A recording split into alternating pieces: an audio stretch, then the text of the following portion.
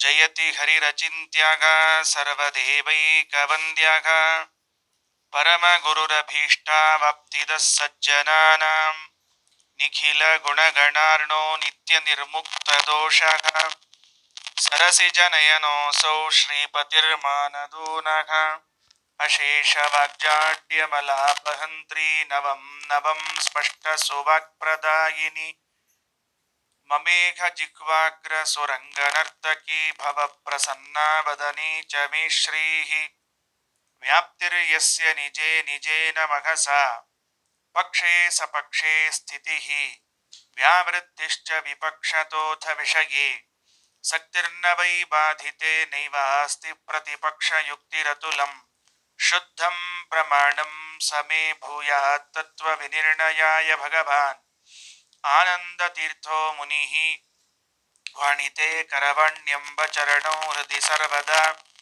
ಮದ್ವಾಕ್ಯ ಸರಣಿರ್ಭೂಯಾತ್ ಶ್ರೀಮದಾಚಾರ್ಯ ಭಾವಗ ನಮೋಸ್ತು ತಾತ್ವಿಕಾ ದೇವಾಘ ವಿಷ್ಣುಭಕ್ತಿ ಪರಾಯಣಾಘ ಧರ್ಮಮಾರ್ಗೇ ಪ್ರೇರಯಂತು ಭವಂತಃ ಸರ್ವ ಏವ ಹಿ ಯಸ್ಯ ವಾಕ್ ಕಾಮಧೇನುರ್ನಃ ಕಾಮಿತಾರ್ಥಾನ್ ಪ್ರಯಚ್ಛತಿ ಸೇವೇತಂ ಜಯ ಯೋಗೀಂದ್ರಂ ಕಾಮಬಾಣಚ್ಛಿದಂ ಸದಾ ಅಸ್ಮದ್ಗುರು ಸಮಾರಂಭಾಂ ಟೀಕಾಕೃತ್ಪಾದಮಧ್ಯಗಾಂ ಶ್ರೀಮದಾಚಾರ್ಯ ಪರ್ಯಂತಾಂ ವಂದೇ ಗುರುಪರಂಪರಾಂ ಪೃಥ್ವೀಮಂಡಲ ಮಧ್ಯಸ್ಥಾಃ ಪೂರ್ಣಬೋಧಮತಾನುಗಾಃ ವೈಷ್ಣವ ವಿಷ್ಣುಹೃದಯಾಃ ತಾನ್ ನಮಸ್ಸೇ ಗುರೂನ್ ಮಮ ಆಪಾದಮೌಳಿ ಪರ್ಯಂತಂ ಗುರುಣಾಮಾಕೃತಿಂ ಸ್ಮರೇತ್ ತೇನ ವಿಘ್ನಾಃ ಪ್ರಣಶ್ಯಂತಿ ಸಿದ್ಧ್ಯಂತಿ ಚ ಮನೋರಥಾಃ.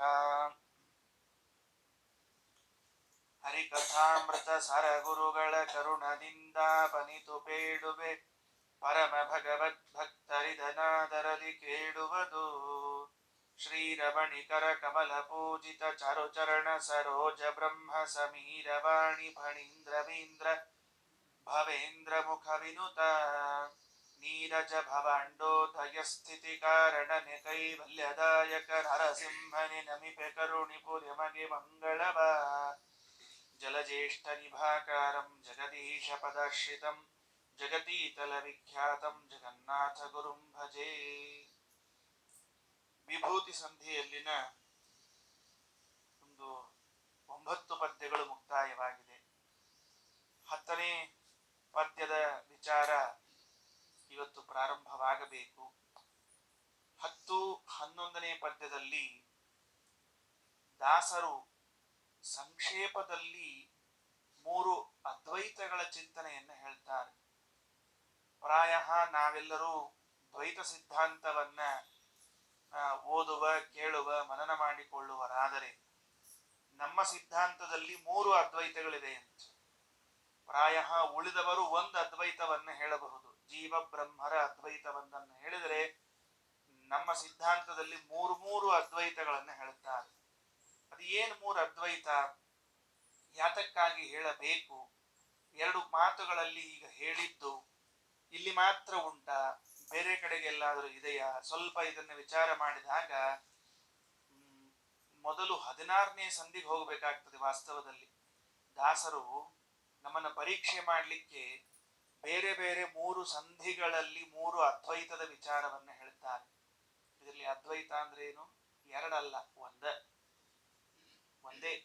ಹಂಗೇನಿಲ್ರಿ, 2 ಅಲ್ಲ ಅಂದ್ರೆ 1 ಅಲ್ಲ, 2 ಅಲ್ಲ ಅಂದ್ರೆ 3, 4, 5 ಯಾವುದೋ ಆಗಬಹುದು. ನಾವೇನ್ ಮಾಡ್ಲಿಕ್ಕೀವಿ, ಅದ್ವೈತ ಅಂದ್ಕೊಂಡು 2 ಅಲ್ಲ 1 ಅಂತ ತಿಳ್ಕೊಂಡಿವಿ. 2 ಅಲ್ಲ ಅಂತ ಇಷ್ಟ ಅರ್ಥ ಅದಕ್ಕೆ. 2 ಅಲ್ಲ ಅಂದ್ರೆ 4 ಹೌದು, 8 ಹೌದು, 10 ಹೌದು. ಇಲ್ಲಿ ಬೇಕಾಗಿದ್ದ ಹಂಗಲ್ಲ.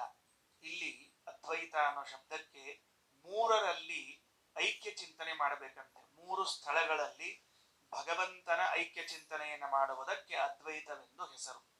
ಯಾವುದು ಅಂದ್ರೆ ಭಾವಾದ್ವೈತ, ದ್ರವ್ಯಾದ್ವೈತ, ಕ್ರಿಯಾದ್ವೈತ ಅಂತ 3 ಹೆಸರದಲ್ಲಿ. ಭಾವ, ದ್ರವ್ಯ, ಕ್ರಿಯಾ, ಇದಕ್ಕೆ ಇನ್ನು ಬೇರೆ ಬೇರೆ ಹೆಸರುಗಳಿಂದ ಕರೀತಾರೆ. ಇರಲಿ, ಅಭಿಪ್ರಾಯ ಇಷ್ಟೇ ಒಟ್ಟಿನಲ್ಲಿ. ಏನು ಅಂತಂದ್ರೆ, ಪದಾರ್ಥಗಳೆಲ್ಲ ಇವೆಯಲ್ಲ, ಈ ಪದಾರ್ಥಗಳೆಲ್ಲ ಇವು ನನ್ನ ಅಧೀನ ಅನ್ನುವ ಬುದ್ಧಿ ನಮಗೆ ಬರ್ತಿರ್ತದೆ ಸಹಜವಾಗಿ. ಅದಾಗದೆ ಪದಾರ್ಥಗಳೆಲ್ಲವೂ ಭಗವಂತನ ಅಧೀನವಾಗಿವೆ.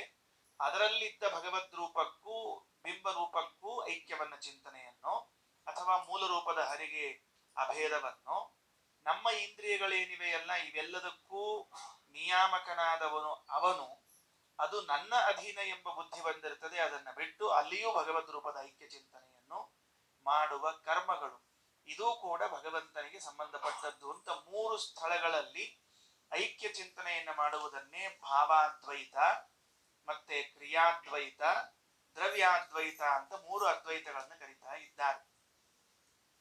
ಇದನ್ನ ಸ್ವಲ್ಪ ಬಿಡಿಸಿದ್ದು ಎಲ್ಲಿ ಅಂತ ಕೇಳಿದ್ರೆ 16ನೇ ಸಂಧಿಯಲ್ಲಿ ಬಿಡಿಸ್ತಾರೆ. ಪುಸ್ತಕ ನಿಮ್ ಹತ್ರ ಇದ್ರೆ 16ನೇ ಸಂಧಿಯ 29ನೇ ಪದ್ಯವನ್ನ ನೋಡ್ರಿ. ನಮಗ ದಾಸರು ಟೆಸ್ಟ್ ಮಾಡಿಸ್ತಿರ್ತಾರೆ. ಒಂದ ಸಂಧಿ ಓದ್ಕೊಂಡು ಕೂತಾನೋ ಎಲ್ಲಾ ಓದ್ಯಾನೋ ಇಲ್ಲೋ ನೋಡೋಣ ನಡಿ ಅಂತ ಇರ್ತದೆ. ಅಲ್ಲಿ ಹೇಳುವಾಗ ಅದು ಮತ್ತೆ ದತ್ತ ಸ್ವಾತಂತ್ರ್ಯ ಸಂಧಿ, ಆ ದತ್ತ ಸ್ವಾತಂತ್ರ್ಯ ಸಂಧಿಯಲ್ಲಿ 29ನೇ ಪದ್ಯದಲ್ಲಿ ಹೇಳುವಾಗ ಮೂರು ಭ್ರಾಂತಿಗಳಿದೆ ಅಂತೆ ನಮಗೆ. ಫಸ್ಟ್ ಕ್ಲಾಸ್ ಮೂರು ಭ್ರಾಂತಿ, ಅಥವಾ ಅದು ಅಹಂಕಾರ ಅಂದ್ರೂ ಪರವಾಗಿಲ್ಲ. ಕಾರಕ ಕ್ರಿಯ ದ್ರವ್ಯ ವಿಭ್ರಮ ಮುರುವಿಧ ಜೀವರಿಗೆ ಬಹು ಸಂಸಾರ ಕಿವು ಕಾರಣವೆನಿಸುವವು ಎಲ್ಲ ಕಾಲದಲ್ಲಿ. ದುರವೋಡಿಸಿ ಭ್ರಮಕತ್ರಯ ಮರಿಗೊಳಗಾಗದಲೆ ಸರ್ವಾಧಾರಕನ ಚಿಂತಿಸುತ್ತಲಿರು ಸರ್ವತ್ರ ಮರೆಯದಲೇ. ನೋಡ್ರಿ, ಅಲ್ಲಿ ಮೂರು ಅದ್ವೈತವನ್ನು ಹೇಳಿ ಮೂರು ಕಡೆಗೆ ನಮಗೆ ಭ್ರಾಂತಿ ಬರ್ಲಿಕ್ಕೆ ಚಾನ್ಸ್ ಅದ. ಏನು? ಕಾರಕ ಕ್ರಿಯಾ ದ್ರವ್ಯ, ಅದನ್ನೇ ಭಾವಾದ್ವೈತ, ಕ್ರಿಯಾದ್ವೈತ, ದ್ರವ್ಯಾದ್ವೈತ ಅಂತ ಕರೆದಾರೆ. ಶಬ್ದಗಳು ಬೇರೆ ಅಷ್ಟೇ. ಕಾರಕ ಕ್ರಿಯ ದ್ರವ್ಯ ವಿಭ್ರಮ, ವಿಭ್ರಮ ಅಂದ್ರೆ ಭ್ರಾಂತಿ. ಏನ್ ಭ್ರಾಂತಿ ಬರ್ತದ? ಈ ಪದಾರ್ಥಗಳೆಲ್ಲ ನನ್ನಧೀನ, ನಂದ್ರಿ ಅದ ಸುಳ್ಳು ಏನ್ ಮಂದಿ ಹೇಳ್ತಿರ್ತೀವಲ್ಲ, ನಮ್ಗೆ ಇಂಥ ಭ್ರಾಂತಿ ಬಹಳಷ್ಟು ಬರೀ. ದಿವ್ಸಕ್ಕೆ ಎಷ್ಟು ಇಂಥ ಭ್ರಾಂತಿ ಸಾಕಿರ್ತೀವಿ ಅಂದ್ರೆ ಅದಕ್ಕೆ ಲೆಕ್ಕ ಇಲ್ರಿ. ಅವ್ ಭ್ರಾಂತಿ ಸಾಕುವಷ್ಟು. ಮನಿ ನನ್ನ ಅಧೀನದ, ಹೆಂಡತಿ ನನ್ನ ಅಧೀನ ಇದ್ದಾಳೆ, ಮಕ್ಕಳು ನನ್ನ ಅಧೀನವ, ವಸ್ತುಗಳು ನನ್ನ ಅಧೀನವ, ನನ್ನ ಇಂದ್ರಿಯಗಳು ನನ್ನ ಅಧೀನವ, ಅಷ್ಟು ಭ್ರಾಂತಿ ನೀವು. ಯಾಕಂದ್ರೆ ಯಾವುದು ನನ್ನ ಅಧೀನ ಇಲ್ಲ ಅಂತ ಸ್ವಲ್ಪ ನಾವು ಆ ಕಡೆ ಆಡ್ಕೊಳ್ಳೆ ಗೊತ್ತಾಗ್ತಾವ್ರಿ, ಇವು ಯಾವ ನಮ್ದಲ್ಲ ಅಂತ ತಿಳ್ಕೊಂಡು ಹೇಳಿ. ಅದಕ್ಕ ಈ ಮೂರು ಭಾವಾದ್ವೈತ, ಕ್ರಿಯಾದ್ವೈತ, ದ್ರವ್ಯಾದ್ವೈತಗಳನ್ನ ತಿಳಿಯದೆ, ಅದರಲ್ಲಿ ಭಗವಂತನೇ ಇದ್ದು ನಡೆಸ್ತಾನೆ, ಅವೆಲ್ಲವೂ ಅವನದ್ದು ಅಂತ ತಿಳಿಯದೆ ನನ್ನದು ಅಂತ ತಿಳಿದಿದ್ದೀವಲ್ಲ, ಇದು ಭ್ರಾಂತಿ ಒಳಗಾಗಿದ್ದೇವೆ. ದಾಸರಂತಾರೆ, ಈ ಭ್ರಾಂತಿಯೇ ನಿನ್ನ ಸಂಸಾರಕ್ಕೆ ಕಾರಣ, ಬೇರೆ ಏನಿಲ್ಲ. ಕಾರಕ ಕ್ರಿಯ ದ್ರವ್ಯ ವಿಭ್ರಮ, ಇದು ಒಬ್ಬರಿಗೆ ಅದೇನು? ಮೂರು ವಿಧ ಜೀವರಿಗೆ, ಎಲ್ಲರಿಗೂ ಅದ್ರಿ.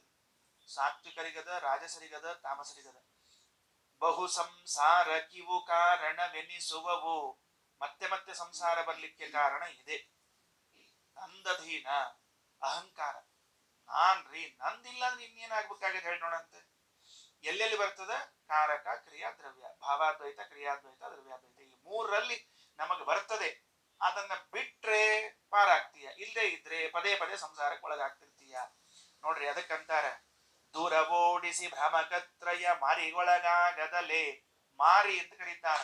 ಅದು ಕೆಲವು ಹಿಂದಕ್ಕೆಲ್ಲ ಮಾರಿ ಅಂತ ಏನೋ ರೋಗ ಬರ್ತಿತ್ತು ಅಥವಾ ಏನೋ ಇರ್ತಿತ್ತು ನೋಡ್ರಿ. ಹಿಂದಕ್ಕೆಲ್ಲ ಹಳ್ಳಿಗಳಲ್ಲಿ ಮಾರಿ ಬಡ್ಕೊಂಡದ, ಮಾರಿ ರೋಗ ಅಂತ ಕರೀತಿದ್ರು. ಅದು ರೋಗದ ತರಹ ಇದ್ದದ್ದು. ಅದಕ್ಕೆ ಈ ತರಹದ ಮಾರಿಗೆ ಒಳಗಾಗದೆ, ರೋಗಕ್ಕೆ ಸಿಲುಕದೆ, ಸರ್ವಾಧಾರಕನ ಚಿಂತಿಸುತ್ತಲಿರು ಸರ್ವತ್ರ ಮರೆಯದಲೇ. ಎಲ್ಲದಕ್ಕೂ ಆಧಾರನಾದವನು ಪರಮಾತ್ಮ ಅಂತ ಚಿಂತಿಸಪ್ಪ ಅಂತ ಹೇಳಿದ್ದಾರೆ. 16ನೇ ಸಂಧಿಯಲ್ಲಿ ಸಂಸಾರಕ್ಕೆ ಕಾರಣವಾದದ್ದನ್ನ ಹೇಳಿ, 5ನೇ ಸಂಧಿಯಲ್ಲಿ ಬಿಡಿಸುವ ಉಪಾಯವನ್ನ ಹೇಳಿಕತ್ತಾರೆ.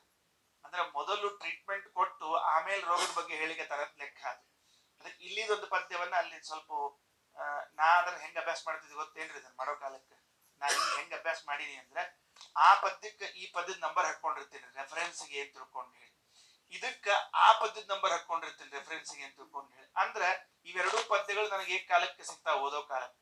ಅದಕ್ಕೆ ಈ ಪದ್ಯವನ್ನು ನೆನಪಿಟ್ಕೊಳ್ರಿ. ಇದು ಮುಗಿದ ಮೇಲೆ ಮೂರ್ ಕಡೆ ಎಲ್ಲಿ ಹೇಳ್ಯಾರ ಅಂತ ಈಗ ಹೇಳ್ತೀನಿ. ಈಗ ಇದು ಮೊದಲು ಇಲ್ಲಿ ಬರೋಣ ಅಂತ. ಹಂಗಾರೆ ಏನಾಯ್ತು? ಮೂರು ಭ್ರಾಂತಿಗಳು ನಮಗೆ ಇದೆ. ಒಂದು, ಪದಾರ್ಥಗಳು ದ್ರವ್ಯಗಳೆಲ್ಲ ನನ್ನ ಅಧೀನವಾಗಿದೆ ಅನ್ನುವುದು. ಎರಡನೇದ್ದು, ನನ್ನ ಇಂದ್ರಿಯಗಳೆಲ್ಲ ನನ್ನ ಅಧೀನ ಅನ್ನುವುದು. ಮೂರನೇದ್ದು, ನಾನು ಮಾಡುವ ಕರ್ಮಗಳು ನಾನೇ ಮಾಡ್ತೀನಿ ಅನ್ನುವಂತಹದ್ದು ಇದೇನಿದೆಯಲ್ಲ, ಇದು ಹೋಗಬೇಕು. ಇದು ಹೋಗದ ಹೊರತು ನಮಗೆ ಸಂಸಾರ ಹೋಗುವುದಿಲ್ಲ, ದಾಸರ ಅಭಿಪ್ರಾಯ. ಸರಿ, ಎಲ್ಲಾ ನನ್ನ ಅಧೀನದ ಅಂತ ಅನ್ನೋದನ್ನು ಮೊದಲು ತಿಳಿಸ್ಕೊಡ್ತಾರೆ ನೋಡ್ರಿ. ಅದಲ್ಲ ಅಂತ 10ನೇ ಪದ್ಯದಲ್ಲಿ, ವಿತ್ತ ದೇಹ ಗಾರದಾರ ಪತ್ಯ ಮಿತ್ರಾದಿಗಳೊಳಗೆ ಗುಣಚಿತ್ತ ಬುದ್ಧ್ಯಾದಿ ಇಂದ್ರಿಯಗಳೊಳಗೆ ಜ್ಞಾನ ಕರ್ಮದೊಳು. ಮೂರ್ ಬಂದು ಅಲ್ಲಿ ಆಗಲೇ ಏನೇನ್ ಮೂರ್ ಬಂದುವು? ವಿತ್ತ, ದೇಹ, ಆಗಾರ, ದಾರ, ಅಪತ್ಯ, ಮಿತ್ರ. ಇವಷ್ಟು ನನ್ನವು ಅಂದ್ರ ನನ್ನ ಹೆಂಡತಿ, ನನ್ ದುಡ್ಡು, ನನ್ ಮನಿ. ಅದು ಸಂಸ್ಕೃತದೊಳಗೆ ಶಬ್ದಗಳು ಭಾರಿ ಮಜಾ ಮಜಾ ಇರ್ತಾವ್ರಿ. ಸ್ವಲ್ಪ ಹೇಳ್ತೇನೆ, ಯಾರ ಏನ್ರ ಅನ್ಕೋಲ್ರಿ. ಯಾಕೆ ನಮಗೇನಾಗಬೇಕಾಗ್ಯದ? ವಿತ್ತ ಅಂದ್ರೆ ಹಣ, ಇದಂತ್ರ ಗೊತ್ತಾಗ್ತದನ. ದೇಹ ಅಂದ್ರ ಹೇಳೋದ್ ಬೇಕಾಗಿಲ್ಲ. ಆಗಾರ ಅಂದ್ರ ಮನೆ. ದಾರ ಅಂದ್ರೆ ಏನ್ ಗೊತ್ತೇನು? ಹೆಂಡತಿ. ಹೆಂಡತಿಗೆ ದಾರ ಅಂತ ಕರೀತಾರೆ. ಸ್ವಾರಸ್ಯ ಗೊತ್ತ? ಸಂಸ್ಕೃತದಲ್ಲಿ ದಾರ ಅನ್ನುವ ಶಬ್ದವು ಸಂಸ್ಕೃತದಲ್ಲಿ ನಿತ್ಯ ಬಹುವಚನ ಅಂತ ಶಬ್ದ. ನಿತ್ಯ ಬಹುವಚನ. ಅದಕ್ಕೆ ಸಿಂಗ್ಲರ್ ಇಲ್ಲೇ ಇಲ್ಲ, ಏಕವಚನ ಇಲ್ಲೇ ಇಲ್ಲ. ಅದಕ್ಕೆ ನಮ್ಮಲ್ಲಿ ಏಕವಚನವೇ ಇಲ್ಲ. ದಾರಾಹ ಎಂಬುವ ಶಬ್ದಕ್ಕೆ ಏಕವಚನ ಇಲ್ಲ. ಭಾರ್ಯ ಅನ್ನೋ ಶಬ್ದಕ್ಕದ ಭಾರ್ಯ, ಭಾರ್ಯೆ, ಭಾರ್ಯಾಹ ನಡೀತದ. ಏಕವಚನ, ದ್ವಿವಚನ, ಬಹುವಚನ. ದಾರಾಹ ಎಂಬುವ ಶಬ್ದ ನಡೆಯುವುದಿಲ್ಲ. ಅದು ಒಂದೇ ದಾರಾಹ ಅಂತ ಬಹುವಚನ. ಅಂದ್ರೆ ಹೆಂಗ್ ಹೇಳ್ತಾರ ಅಂದ್ರೆ, ಹೆಂಡತಿಯನ್ನ ಗೌರವದಿಂದ ಕರಿಪ ಅಂತ ಹೇಳಿಕತ್ತಾರ ಅಷ್ಟ ಅವರು. ಹೆಂಡತಿನ ಏಕವಚನದಾಗ ಕರಿಲಿಕ್ಕೆ ಹೋಗ್ಬೇಡ, ಬಹುವಚನದಾಗ ಕರಿ ಅಂತ ತಿಳ್ಕೊಂಡು, ಓ ಹೆಂಡತಿಯರೇ ಹಂಗ ಅನ್ಬೇಕ. ಹಂಗ ಅಲ್ಲಿಗೆ ಬರೋದಿಲ್ಲ. ಮತ್ತೆ ಇರ್ಲಿ, ಗೌರವದಿಂದ ನೀವೇನ್ ಕರಿತೀರಿ ಕರ್ಕೊಡ್ರಿ, ನಿಮ್ ಹೆಂಡತಿಯರು ನಿಮಗ್ ಬಿಟ್ಟದ್ದು. ಅದಕ್ಕ ದಾರಾಹ ಅಂತ ಬಹುವಚನ. ಇನ್ನೊಂದ್ ಸ್ವಲ್ಪ ಹೇಳ, ಮುಂದಿಂದು ಪುಲ್ಲಿಂಗ ಶಬ್ದ ರೀ. ಹೆಂಡತಿ ಅಂತ ಅರ್ಥ ಕೊಡುವ ಪುಲ್ಲಿಂಗ ಶಬ್ದ. ಅದನ್ನ ಕನ್ನಡದ ಟ್ರಾನ್ಸ್ಲೇಟ್ ಮಾಡಿದ್ರೆ ಗಯ್ಯಾಳಿ ಅಥವಾ ಗಂಡು ಬೀರಿ ಅಂತ ಕರಿಬೇಕಾಗ್ತದ. ಹಂಗದ್ರಿ ಶಬ್ದದು. ಗಂಡು ಬೀರಿ ಅಂತ ಯಾರು ಕರಿತಿರ್ತಾರ ನೋಡ್ರಿ, ಅವರಿಗೆ ದಾರಾಹ ಪುಲ್ಲಿಂಗ ಬಹುವಚನ. ಭಾರಿ ಮಜಾ ಮಜಾದನ. ಮತ್ತ ಹೆಂಡತಿ ಅನ್ನೋ ಅರ್ಥ ಕೊಡುವಂತಹ ಶಬ್ದಗಳು ನಪುಂಸಕಲಿಂಗದಲ್ಲಿ ಒಂದು ಶಬ್ದದ ಕಲತ್ರಂ ಅಂತ ತಿಳ್ಕೊಂಡು ಹೇಳಿ. ಭಾರ್ಯ ಅಂತದ ಸ್ತ್ರೀಲಿಂಗದಲ್ಲಿ, ದಾರಾಹ ಅಂತದ ಪುಲ್ಲಿಂಗದಲ್ಲಿ. ಮೂರೂ ಲಿಂಗದಲ್ಲಿ ಹೆಂಡತಿ ಅಂತ ಅರ್ಥ ಕೊಡುವ ಶಬ್ದಗಳಿವೆ. ಗಂಡಸಿಗೆ ಹಂಗ ಯಾವ ಇಲ್ಲ ಇಲ್ರಿ. ಪುಲ್ಲಿಂಗದಾಗ ಒಂದ. ಅದಕ್ಕೆ ಮತ್ತೆ ಯಾವ ಲಿಂಗ ಲಿಂಗ ಸಾಕಿದ್ ಲಿಂಗ ಇಟ್ಕೊಂಡ್ ಕೊಡೋದ್ ಕೇಳ ಪುಲ್ಲಿಂಗದಾಗ. ಅದಕ್ಕೆ ಇವ್ರು ಮೂರು ಅಂದ್ರ ಮೂರು ಪಾತ್ರ ವಹಿಸ್ಯಾರ ಅಂತ ಅರ್ಥ ರೀ ಅವ್ರ. ಅದಕ್ಕ ಹಂಗ ಕೆಲವೊಮ್ಮೆ ಒನಕೆ ಒಬ್ಬವ ಆಗಿದ್ ನೀನ್ ಹೇಳಿದಲ್ಲ, ಮತ್ತೆ ಹಂಗಿದ್ದೇ ಇರ್ತಾರ. ಅದಕ್ಕೆ ದಾರ. ಅಪತ್ಯ ಅಂದ್ರೆ ಮಕ್ಕಳು. ಮಿತ್ರ. ಇವೆಲ್ಲವೂ ಕೂಡ ಏನಾಗ್ಯದ, ನಮ್ಮಧೀನ ಅಂತ ತಿಳ್ಕೊಂಡಿದ್ವಿ. ಆ ಪದ್ಯ ಓದಿದಾಗ, 16ನೇ ಸಂಧಿ ಪದ್ಯ ಓದಿದಾಗ ದಾಸರಂತಾರ, ಇವುಗಳಲ್ಲಿ ತತ್ತದಾಹ್ವಯನಾಗಿ ಕರೆಸುತ್ತ. ಅದೇ ಹೆಸರಂತೆ ದೇವರಿಗೆ. ವಿತ್ತ ಅಂತ ದೇವರ ಹೆಸರು, ದೇಹ ಅಂತ ದೇವರ ಹೆಸರು, ಆಗಾರ, ದಾರ, ಅಪತ್ಯ, ಮಿತ್ರ. ಆಯಾ ಹೆಸರಿನಿಂದಲೇ ಪರಮಾತ್ಮ ಕರೆಸಿಕೊಂಡು ಅಲ್ಲಲ್ಲಿದ್ದಾನೆ. ಅವನೇ ನಡೆಸೋದು, ನೀನಲ್ಲ. ಇದುವೇ ದ್ರವ್ಯಾದ್ವೈತ. ಇದುವೇ ದ್ರವ್ಯಾದ್ವೈತ. ಇಲ್ಲಿದ್ದಾನಲ್ಲ ಹರಿ, ನನ್ನಲ್ಲಿರುವ ಅಂತರ್ಯಾಮಿಯಾದ ಪರಮಾತ್ಮ ಹೆಂಡತಿಯಲ್ಲಿ ಹೆಂಡತಿ ಎಂಬ ಹೆಸರಿನಿಂದಿದ್ದು ಕೆಲಸವನ್ನು ನಡೆಸ್ತಾನೆ. ಇವನೇ ಅಲ್ಲಿದ್ದು ನಡೆಸೋದು. ಮಗನಲ್ಲಿ ಇವನೇ ಅಲ್ಲಿ ಇದ್ದು ಕೆಲಸವನ್ನು ಮಾಡ್ತಾನೆ. ಆ ಹೆಸರುಗಳೆಲ್ಲವೂ ಈ ಹರಿಗೆ ಇರುವಂತಹದ್ದು. ಈ ಅನುಸಂಧಾನ ಬಂದರೆ ದ್ರವ್ಯಾದ್ವೈತವೆಂದು ಕರೆಯಲಾಗುತ್ತದೆ. ದ್ರವ್ಯಗಳು ಅಂದ್ರೆ ಪದಾರ್ಥಗಳು. ಒಂದು. ಎರಡನೆಯದ್ದು ಗುಣ ಚಿತ್ತ ಬುದ್ಧ್ಯಾದಿ ಇಂದ್ರಿಯಗಳೊಳು. ಗುಣಗಳು, ಚಿತ್ತ, ಬುದ್ಧಿ, ಇಂದ್ರಿಯಗಳು. ಗುಣ ಅಂದ್ರೆ ಸತ್ವರಜಸ್ತಮೋ ಗುಣಗಳು. ಆಮೇಲೆ ಚಿತ್ತ ಅಂದ್ರೆ ಮತ್ತ ಮನಸ್ಸಿನ ಒಂದು ಭಾಗ, ಬುದ್ಧಿ, ಆಮೇಲೆ ಇಂದ್ರಿಯಗಳು. ಇವೆಲ್ಲವೂ ಕೂಡ ಏನ್ ಕರೀತಾರೆ ಇದಕ್ಕ? ಮತ್ತ ಭಾವಾದ್ವೈತ ಅಂತ ಕರೀತಾರೆ. ಅದರೊಳಗೆ ಇರುವಂತಹದ್ದಾಗಿದೆ. ಇದರ ಮುಂದೆ ಮತ್ತೇನು? ಕ್ರಿಯಾದ್ವೈತ. ಜ್ಞಾನ ಕರ್ಮದೊಳು. ನಾನು ಮಾಡುವಂತಹ, ನಾನು ತಿಳ್ಕೊಂಡೆ, ನಾನು ಮಾಡಿದೆ, ಇವೆಲ್ಲವೂ ಅದಲ್ಲ. ಇದು ಎಲ್ಲದರಲ್ಲೂ ಕೂಡ ತತ್ತದಾಹ್ವಯನಾಗಿ ಪರಮಾತ್ಮ ಇದ್ದಾನೆ. ಸತ್ಯ ಸಂಕಲ್ಪಾನುಸಾರದಲ್ಲಿ ನಿತ್ಯದಲ್ಲಿ ತಾ ಮಾಡಿಪನೆಂದು ಸ್ಮರಿಸುತ್ತಿರು. ಅವನ ಸಂಕಲ್ಪಕ್ಕನುಗುಣವಾಗಿ ಕೆಲಸಗಳಾಗ್ತಾವೆ ಹೊರತಾಗಿ ನಾವ್ ಅಂದ್ಕೊಂಡಂತೆ ಕೆಲಸ ಆಗೋದಿಲ್ಲ. ನಮಗನಿಸ್ತಿರ್ತದೆ ನಾವ್ ಅನ್ಕೊಂಡ ಪ್ರಕಾರ ಎಲ್ಲ ಕೆಲಸ ಆಯ್ತು ಅಂತ. ಸಾರಿ, ನೀವ್ ಅನ್ಕೊಂಡ ಪ್ರಕಾರ ಆಗಿಲ್ಲ. ಅವ ಅನ್ಕೊಂಡ ಪ್ರಕಾರ ನೀ ಅನ್ಕೊಂಡಿದ್ದಿ, ಅದಕ್ಕೆ ಕೆಲಸ ಆಗ್ಯದ. ಒಂದು ವೇಳೆ ಅವ ಅನ್ಕೊಂಡದ್ ಬ್ಯಾರೆ ಇದ್ದು ನೀ ಅನ್ಕೊಂಡದ್ ಬ್ಯಾರೆ ಇದ್ರೆ ಎಡವಟ್ಟಾಗಿರ್ತದ. ಅವತ್ತ ಕೆಲಸ ಆಗಿರಂಗಿಲ್ಲ. ಅವತ್ ಬೇಕಾದ್ರೆ ಭಾರಿ ಪ್ರಯತ್ನ ಮಾಡಿ ನೋಡ್ರಿ, ಯಾಕೋ ಏನ್ರಪ್ಪ ದಿವಸ ಮಾಡೋ ಕೆಲಸ ಇವತ್ತು ಆಗ್ಲೇ ಇಲ್ಲ. ಯಾಕಾಗ್ಲಿಲ್ಲ? ಇವತ್ತು ನೀ ಅನ್ಕೊಂಡಿದ್ದಿ, ಅವ ಅನ್ಕೊಂಡಿರ್ಲಿಲ್ಲ. ಉಳಿದ ದಿವಸ ಯಾಕಾಯ್ತು? ಅವನು ಅನ್ಕೊಂಡಿದ್ದ, ನೀನು ಅನ್ಕೊಂಡಿದ್ದಿ, ಅದಕ್ಕೆ ಕೆಲಸ ಆಯ್ತು. ಇದನ್ನೇ ಅದ್ವೈತ ಅಂತ ಕರೆಯೋದು. ಅದಕ್ಕೆ ಹೇಳಿದು ನಿತ್ಯದಲ್ಲಿ ತಾ ಮಾಡಿಪನೆಂದು ಸ್ಮರಿಸುತ್ತಿರು. ಭಾವ ದ್ರವ್ಯ ಕ್ರಿಯೆಗಳೆನಿಸುವ ಈ ವಿಧಾದ್ವೈತ ತ್ರಯಂಗಳ ಭಾವಿಸುತ್ತ ಸದ್ಭಕ್ತಿಯಲ್ಲಿ ಸರ್ವತ್ರ ಮರೆಯದಲೇ. ಎಲ್ಲೂ ಮರಿಬೇಡ. ಭಾವ, ದ್ರವ್ಯ, ಕ್ರಿಯಾ ಈ ವಿಧವಾದ ಅದ್ವೈತ ತ್ರಯಗಳಲ್ಲಿ ಭಾವಿಸುತ್ತಾ ಚಿಂತಿಸುತ್ತಾ ಭಕ್ತಿಯಿಂದ ಎಲ್ಲ ಕಡೆಗೆ ಅಂತ ಹೇಳುತ್ತಾರೆ. ತಾವಕನು ತಾನೆಂದು ಪ್ರತಿದಿನ ಸೇವಿಸುವ ಭಕ್ತರಿಗೆ. ತಾವಕನು ತಾನೆಂದು ಏನಂಗಂದ್ರೆ, ತಾವಕ ತಾನು ಅಂದ್ರೆ ಏನ್? ಎರಡು ತಾವಕ ತಾನು ಅಂತ ಏನ್ ತಿಳ್ಕೋಬೇಕು. ತಾವಕನು ಅಂದ್ರೆ ನಿನ್ನವನು ಅಂತ ಅರ್ಥ. ಅದಕ್ಕೆ ಸಂಸ್ಕೃತದಲ್ಲಿ ತವ ಅಂದ್ರೆ ನಿನ್ನ, ತಾವಕ ಅಂದ್ರೆ ನಿನ್ನವ, ತಾವಕನು ನಿನ್ನವನು ನಾನು. ದೇವರೇ, ನಾನು ಬೇರೆಯವರಲ್ಲ, ನಾನು ಬೇರೆಯವರಿಗೆ ಸಂಬಂಧಪಟ್ಟವನಲ್ಲ, ನಿನಗೆ ಸಂಬಂಧಪಟ್ಟವನ್ ನಾನು, ಆದ್ರಿಂದ ನಿನ್ನವನು ನಾನು ಎಂದು ನಿತ್ಯದಲ್ಲಿ ನೀನು ಚಿಂತಿಸುತ್ತಿರು. ತಾವಕನು ತಾನೆಂದು ಪ್ರತಿದಿನ ಸೇವಿಸುವ ಭಕ್ತರಿಗೆ, ಈ ರೀತಿಯಾಗಿ ಭಗವಂತನನ್ನ ಚಿಂತನೆ ಮಾಡುವ ಭಕ್ತರಿಗೆ ತನ್ನನು ಈವ, ತನ್ನನ್ನೇ ಕೊಟ್ಬಿಡ್ತಾನೆ. ಕಾಯ್ತಾನೆ, ರಕ್ಷಣೆ ಮಾಡ್ತಾನೆ. ಕೃಪಾಳು ಕರಿವರ ಒಲಿವ ತೆರೆದಂತೆ. ಕರಿವರ ಅಂದ್ರ ಆನೆ, ಗಜೇಂದ್ರ. ಆ ಗಜೇಂದ್ರನಿಗೆ ಹೇಗೆ ಪರಮಾತ್ಮ ಅನುಗ್ರಹಿಸಿದನೋ ಹಾಗೆ ನಮಗೂ ಅನುಗ್ರಹವನ್ನ ಮಾಡ್ತಾನೆ. ಇದು 10 ಮತ್ತು 11ನೇ ಪದ್ಯದಲ್ಲಿ ಇರುವಂತಹದ್ದು. ಇದಾದ ಮೇಲೆ ಇದು 3 ತರಹದ್ದು ಮತ್ತೆ ಬೇರೆ ಬೇರೆ ಸಂಧಿಗಳಲ್ಲೂ ಬರ್ತದೆ. ಬಂದಾಗ ನೋಡೋಣ ಬಂತೆ. ಮುಂದೆ ನೋಡ್ರಿ ಈಗ ಏನು.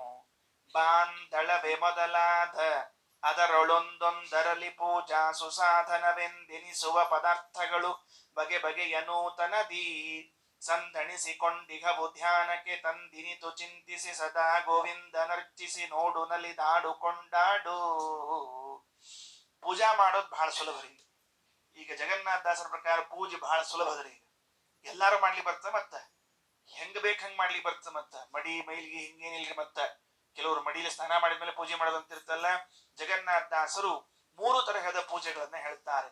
ಆದಿಭೌತಿಕ, ಆಧ್ಯಾತ್ಮಿಕ, ಆದಿದೈವಿಕ ಎಂಬ ಪೂಜೆಗಳನ್ನ ಹೇಳ್ತಾ ಹೋಗ್ತಾರೆ. ಈಗ ಮೊದಲು ಆದಿಭೌತಿಕ ಪೂಜೆಯನ್ನು ಹೇಳಂತ. ನಮ್ಗೇನು ಸುತ್ತಲೂ ಪಂಚಭೂತಗಳು ಕಾಣಿಸ್ತಾವಲ್ಲ, ಈ ಪಂಚಭೂತಗಳಲ್ಲೇನೆ ಭಗವಂತನ ಪೂಜೆಯನ್ನ ಮಾಡಿ ಮುಗಿಸ್ರಿ. ಏನ್ ನಿಮ್ಗೇನ್ ಪ್ರತಿಮೆ ಬೇಕು, ಆಮೇಲೆ ಮತ್ತ ಮಡಿ ಬೇಕು, ಶಾಲಿಗ್ರಾಮ್ ಬೇಕು, ಚಕ್ರಾಂಕಿತ ಬೇಕು, ಇವೇನ್ ಬೇಡ. ಅವು ಬೇಡ ಅಂದ್ರೆ ಪುಟ್ಟ ಪೂರ ಬೇಡ ಅಂತ ಅರ್ಥ ಅಲ್ಲ. ಅವುಗಳನ್ನ ಇಟ್ಟುಕೊಂಡಾಗ ಅವುಗಳ ಪೂಜೆ ಮಾಡೇ ಮಾಡ್ತೀವಿ. ಅವುಗಳು ಇಲ್ಲದೆ ಇರುವಾಗಲೂ ಖಾಲಿ ಪೀಲಿ ಕುತ್ಕೊಂಡು ಯಾಕೆ ಟೈಮ್ ಕಳಿತಿ, ಇದರ ಪೂಜಾ ಅಂತ ಮಾಡು ಅಂತ ಹೇಳ್ತಾರೆ. ಯಾವುದು? ಬಾಂದಳವೆ ಮೊದಲಾದ. ಬಾಂದಳ ಅಂದ್ರೆ ಆಕಾಶ. ಆಕಾಶವೇ ಮೊದಲಾಗಿರುವಂತಹ ಎಲ್ಲ ಭೂತಗಳು, ಮಣ್ಣು, ನೀರು, ಗಾಳಿ, ಬೆಂಕಿ, ಆಕಾಶ. ಪ್ರಾಯ ಇದರಲ್ಲಿ ನಾವೇನು ಭಗವಂತನ ಪೂಜೆಯನ್ನ ಮಾಡಬಹುದು? ಮಣ್ಣು ನೋಡ್ತೀವಿ, ಇದ್ರ ಏನ್ ಮಣ್ಣಿನಲ್ಲಿ ಏನ್ ಪೂಜೆ? ಗಾಳಿ ಬೀಸ್ತಾ ಅದ, ಇದ್ರಲ್ಲಿ ಏನ್ ಪೂಜೆ ಆಗ್ಲಿಕ್ಕೆ ಸಾಧ್ಯ ಅದ ನಮಗನ್ನಿಸ್ತದ. ಆದ್ರೆ ದಾಸರಂತಾರೆ ಇದೆಲ್ಲದರಲ್ಲೂ ಪೂಜಾ ಸಾಮಗ್ರಿಗಳನ್ನ ಭಗವಂತನಿಟ್ಟಾನೆ. ಮಾಡುವ ಮನಸ್ಸಿದೆಯಾ? ಮಾಡುವ ಮನಸ್ಸಿದ್ರೆ ಮಣ್ಣಿನಿಂದಲೂ ಭಗವಂತನ ಪೂಜೆ, ನೀರಿನಿಂದಲೂ ಭಗವಂತನ ಪೂಜೆ, ಬೆಂಕಿಯಿಂದಲೂ ಪೂಜೆಯನ್ನ ಮಾಡ್ಲಿಕ್ಕೆ ಬರ್ತದೆ. ನಿನಗೆ ಬರಬೇಕಷ್ಟೆ, ಮನಸ್ಸಿರಬೇಕಷ್ಟೆ.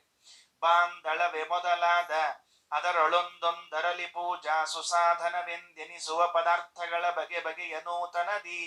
ಅದರಲ್ಲಿ ಒಂದೊಂದೇ ಪದಾರ್ಥ ಇಟ್ಟಿದ್ದಾನಂತೆ. ಮಣ್ಣಿನಲ್ಲಿ ಒಂದು ಪೂಜೆಗೆ ಪದಾರ್ಥ, ನೀರಿನಲ್ಲಿ ಒಂದು ಪದಾರ್ಥ, ಗಾಳಿಯಲ್ಲಿ ಒಂದು ಪದಾರ್ಥ ಇಟ್ಟಿದ್ದಾನೆ. ಸಂದಣಿಸಿಕೊಂಡಿಗಭೂ, ಅವೇನಾಗ್ಯಾವ?